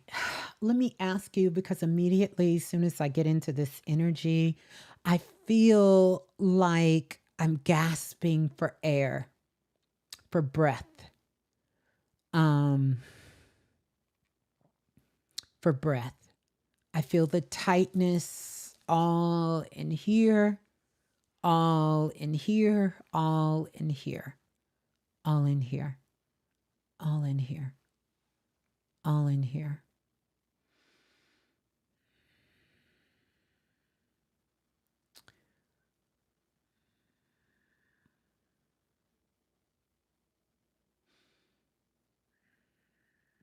Yeah.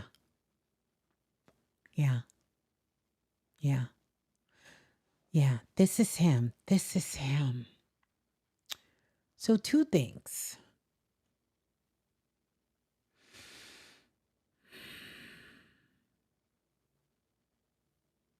This is crazy. Okay.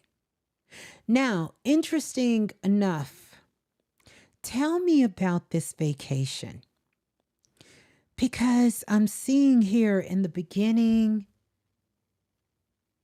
it's like he didn't want to go, or he was excited to go and then didn't want to go, or excited to not to go in the beginning and then got excited towards the end, or there was kind of a change in how he felt about the vacation. Like at first it was exciting, wanting to go, and then it kind of was not, or it wasn't exciting at first and then he got very excited. Like he's showing me there was this sort of mixed emotions. Now, interesting enough, please tell me, because one of the things that I'm hearing, what does the number 10 and the number 19 mean to you? What does 10 and what does 19 mean to you? And so I'm looking for something here when I see 10. You know, what is it?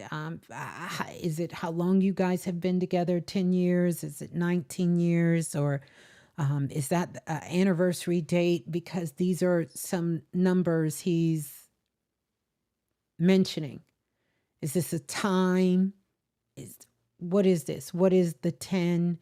What is the 19? Because he's showing me the 10 and he's showing me the 19, like 10, 19, like something with the number 19 and something with the number 10.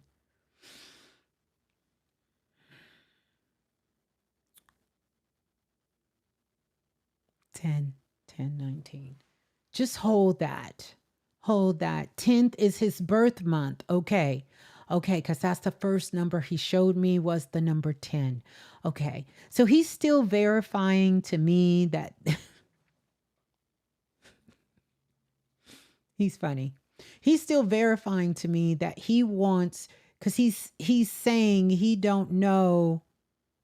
He don't okay, he's saying to me, I don't know, like maybe you won't believe that it is him. I don't know. Or maybe he don't believe, so he's like telling me Ms.Blue, because he told me the 10, the 10. He's telling me 10. And I want you to hold 19. I want you to hold 19. How long have you all been married?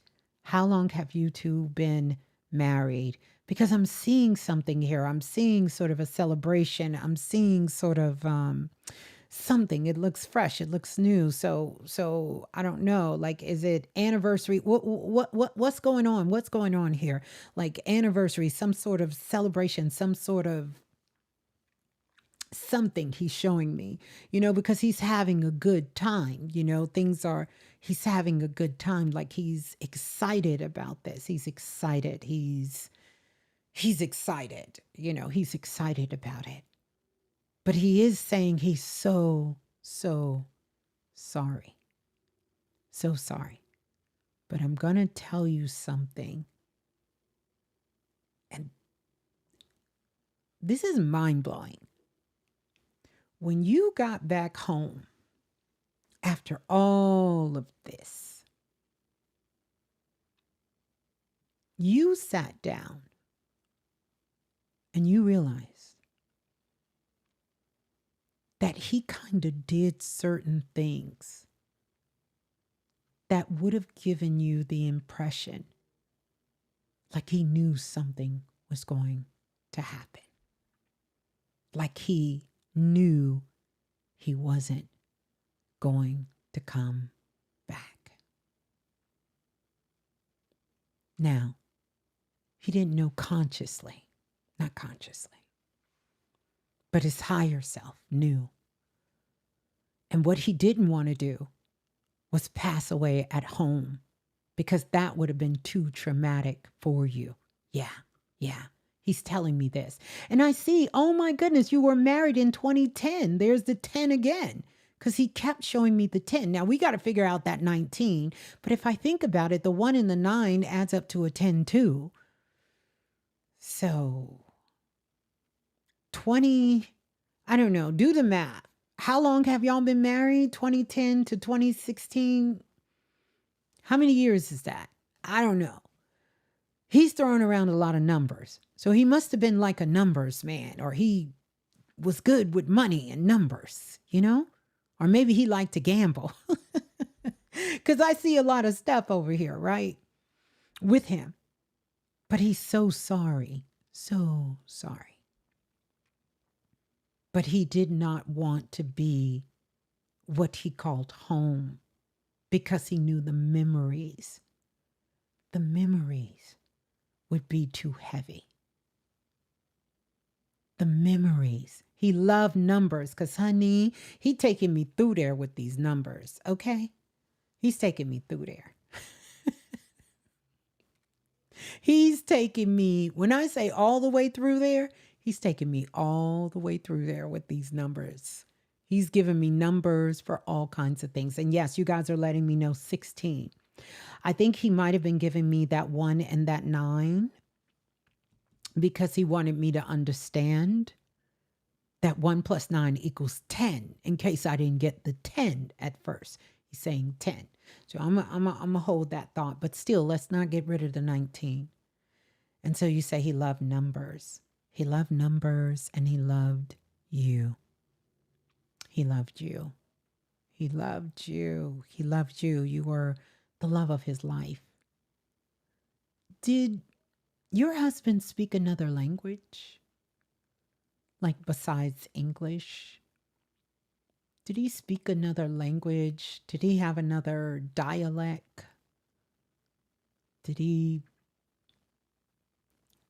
speak another language, learn another language? Was there some or other kind of language? Or this could have been, maybe you guys were in it. Were you in another country when he passed? Because he's telling me about people speaking and either having some sort of accent, some sort of something. You know, he's kind of taking me through this, I don't know where we are, you know, but some sort of accent. All of that to be said, he always wanted to speak Spanish, but what is the yes? Where were you guys at? Cancun. Oh, okay, girl. Listen. Whew. Okay. So this is what he's showing me. And let me tell you why he's telling you this. Because there was a point where you were trying to get information. And it was almost like they were withholding some information from you. This is how you felt. He wants you to know that he was already out of his body. He was already gone. He was right there with you through all of the tears and the emotions. And it was a part of you that almost felt like he would wake back up. Like this wasn't real. Like it wasn't real. Like you still have a hard time processing that because immediately he left his body. He left his body and he was right there with you. He's still very close to you. So you can feel sometimes when you're laying in the bed, it feels like he's next to you because he still is. And he still loves you. Tell me, holding up the number 2, but I don't know if these are his children, your children, nieces or nephews, but there are some children around and there's 2. What does the 2 mean? Because there's a part of me that feels like they might not be your kids, but they are your kids. Might not be his kids, is his kids, but there's 2 something. Oh, they are your kids. You have 2 kids. Interesting. I don't know why he would.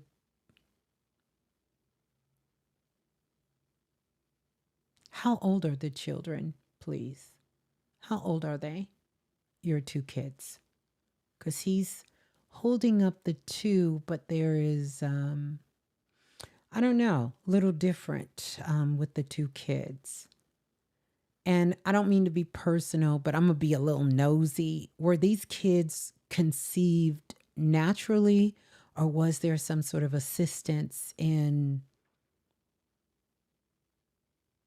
conceiving the children? Uh-huh. Oh, he has two kids. Okay, girl, because I was wondering. He has two kids from a previous marriage. Okay, so those are the two.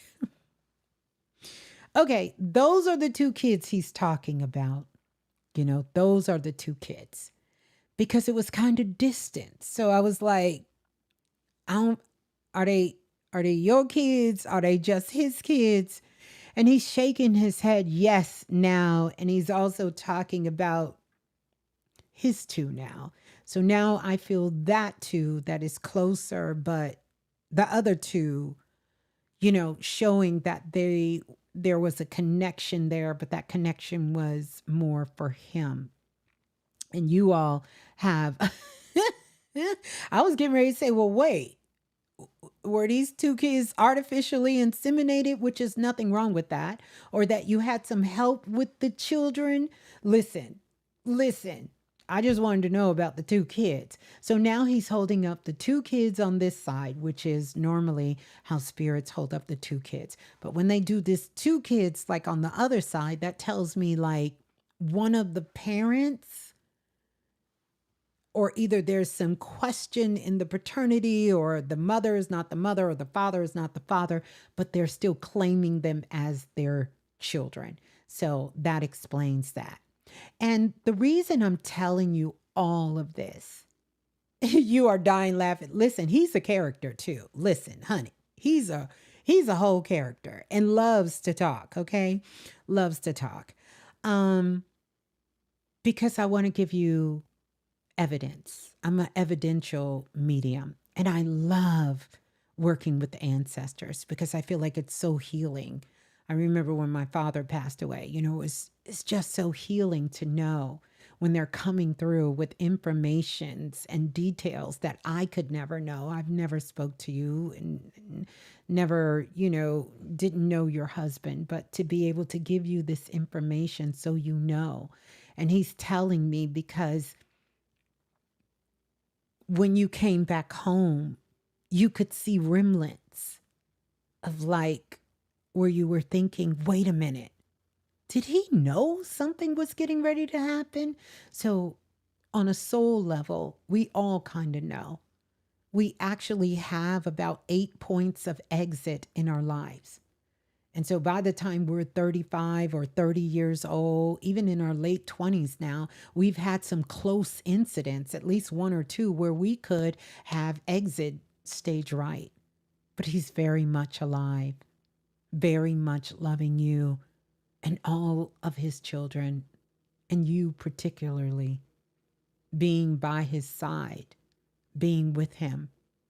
And he said he did not want to pass away at home. He didn't. He didn't want that. He didn't want to be sick because he's dealt with that with people close to him who have been sick and they have no longer been able to be themselves. And he didn't want that for his life. He didn't want that. And his message to his children is that he loves them and he will be forever be you guys' guardian angel, to be by your side all the time. He sees you when you're looking at his picture. He hears you when you're talking to him in the kitchen. And even when you have been so angry at him, he gets it. He loves you. He loves you. And he wants you to live your best life, your good life. Yeah. Yeah. Yeah. And he says, no, there is nothing you could have did different. Nothing. Absolutely nothing. And he didn't feel anything. So he wants you to know that it was quick. He didn't feel nothing. He didn't feel anything. And no, there's nothing you could have done different. Nothing. Absolutely nothing. You did everything. And he's so proud of you.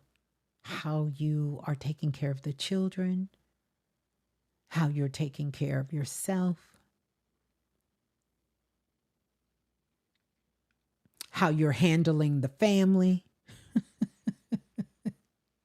He's laughing about that. So you already know what that whole shenanigan thing is. Yeah.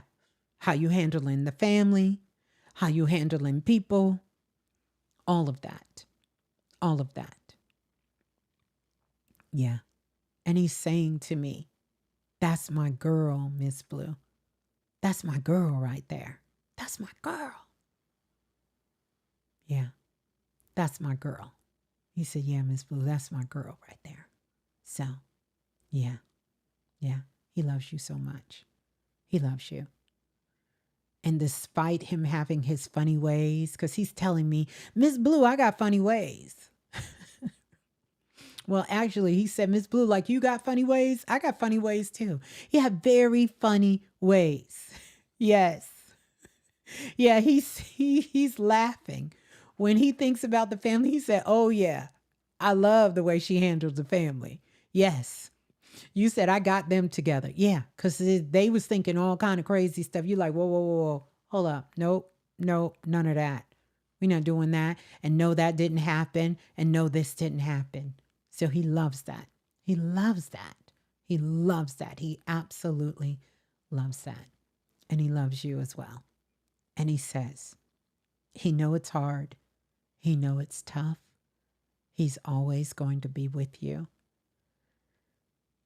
He did a lot of great things while he was here. You know, a lot of great things. His life was not cut short. You know, he feels like he had the best of his life, you know, and he got a chance to experience a lot of that with you. And he's so grateful, so thankful that you put up with him. You understand that you put up with him and he loves you. So there you go. Yeah, I'm happy to bring him through. He has an amazing personality. Ooh, yeah, and he real smart because, you know, he over here saying some stuff. I'm like, what is that? I don't even know what that is. So talk to him because he can hear you. Oh, yes, he loves it. Memorial was a celebration he would have loved. It was beautiful. He loves it. He says he loves the way you handled everything. Everything. And he's saying, that's my girl. That's my girl right there. Yeah. Yeah. He loves you. He loves you so much. Yeah. So much. And tell the children, Daddy loves them. Yeah. And he wants them to know that's why some of the things he was so hard on them about, because he wanted them to get that lesson, get that wisdom, get that knowledge, get that understanding before he left. And he knows they got it. He knows they got it. He knows. He said, oh, they got it. They got it, Ms. Blue. They got it. They got it. So don't ever think he ain't watching, because he's watching, he's listening. And for whatever reason, he likes to play with the lights at the house. And so when the lights go to flickering, that's him. That's him in there. When you think the light bulb is blowing out, that's him. He likes that. He likes to let y'all know he is around. He is there. Yeah. Mm-hmm. Mm-hmm. Yeah. Yeah. So there you go. Ashe. Ashe. Well, listen, beautiful people. It has been 4 hours. Jeez. Yes, yes, yes. That's him. She said, that's him. Oh my God. Yeah, that's him playing with the lights. Just letting y'all know, listen, Daddy is still home. Daddy's home. Daddy's here. Yeah, yeah. So I'm sending you so much love to you and your family. But know he is alive and he is going to keep showing up in the kids' dreams. He's going to show up. He's going to be there for all the graduations. He's not going to miss any of those things that happen within the family. Yeah, yeah, yeah. So beautiful. Beautiful. I know. I know. Yes. See, that's what I'm talking about. Is it close? Yes, it's close. It's close. It's close. It is close. It is close. I've been here for 4 hours. I was supposed to be here for an hour. This is the magic hour, not the magic 4 hours. You understand? Not the magic 4 hours, the magic hour. But, you know, when we get together, we do what needs to get done. So I'm getting ready to go, but I want to answer this question because it's juicy. It's a juicy question, and then I'm going to get out of here. I'm going to get out of here. It's a juicy, juicy question. I'm going to get out of here. Can someone take your gifts away from you? No. No. Mm-mm. Can you give your gifts away? Absolutely. But can somebody take it away? No. But you can give it away. You can give it away. You can give your gifts away. You sure can. You can swap gifts with other people. They full of bullshit. You not. You keep listening to their bullshit. You can swap. Now you full of bullshit. Now they're not. Yeah, that's a real thing. We'll have to talk about it one day. We have to talk about it one day. Thank you, Nova. Thank you, Nova. Yeah, we have to talk about it one day. You don't want to do that. You don't want to swap your gifts. You don't want to swap gifts. This ain't the swap meet. You know, the swap meet where you go to the swap meet, you give something, you take something. You want to make sure you keep your gifts. You don't want to give them away for free. You don't want to do that. You don't want to do that. But nobody can't take your gift without your consent. Nobody can take it. Nobody can take it. They can't take it. All right, you guys. Well, I'm going to get out of here. I love you all so much. Let's continue the conversation down in the comments section. I want to say thank you to everyone who purchased Higher Self Activation. I cannot stress it enough. Oh my goodness. It's 10:10. What a perfect way to end on Camilla. Camilla and her whole family and her husband. He gonna make sure we know that 10:10, baby. We ending on a 10:10. That's how you know. That's how you know magic is real. We are ending on a 10:10. And he brought the 10 energy. And you know what else I thought about? Oh my goodness, the sister that came through, she had 10 spirit guides. Wow. He was all through there. He was taking us all through there. And let me see if we had 10 people who purchased tonight, because see, that's going to blow my mind for real. Let me see. Let me find out. Let me find out. Let me see how many people purchased tonight. Let me see. Let me see. Because if it's 10, listen. Oh, it's not going to show me here. Let me see. I'm curious, you guys. I'm so curious. Let me go see how many people purchase. Let me see. Because my phone kind of got it broke up. Let me count. 1, 2, 3, 4, 5, 6, 7, 8. Oh, 9. Wait a minute. 10. Get out. Get out.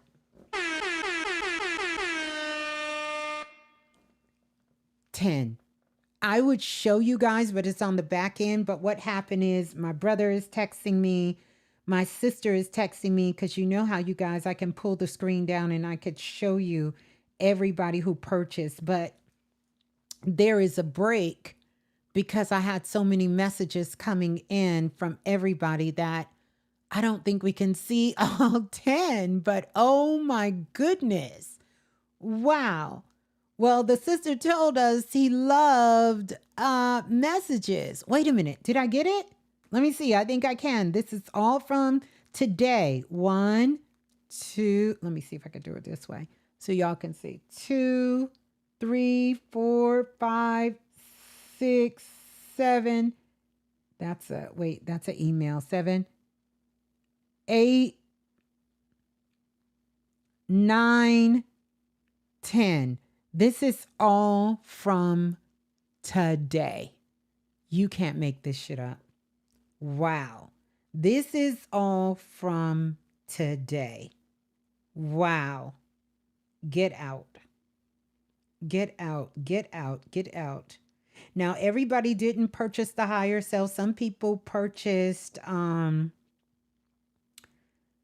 what do you call it? The Lucky Blueprint, and then one person purchased the Oracle file, but it is 10.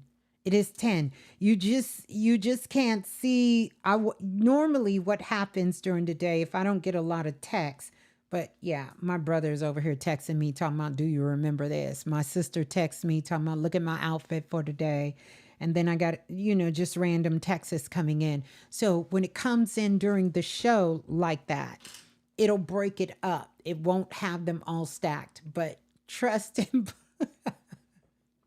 Oh my goodness. You cannot listen. I don't care who y'all think I am or who I think I am. I couldn't make this shit up, even if I wanted to. So I am truly honored. This is the synchronicity we were talking about earlier. Thank you, Divinity Warrior. You purchased tonight. Thank you. Many of you guys purchased tonight as well. So I want us all to, send our love and our blessings to everyone and their loved ones as well. And also, just seeing the magic happen right here with all of us together.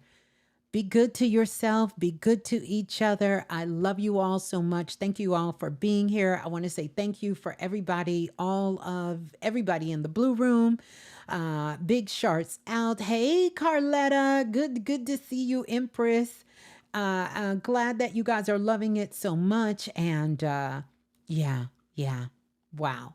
Lola Falana, I know Lola was still working, but she was still here modding. So thank you. Thank you for everyone. Jennifer, Brittany Vise, everybody who is here, everybody. Tanya, I could go down the list. All of you guys, absolutely every single one. And also Camilla Turner. Listen, you came in here and the Turners turned it up.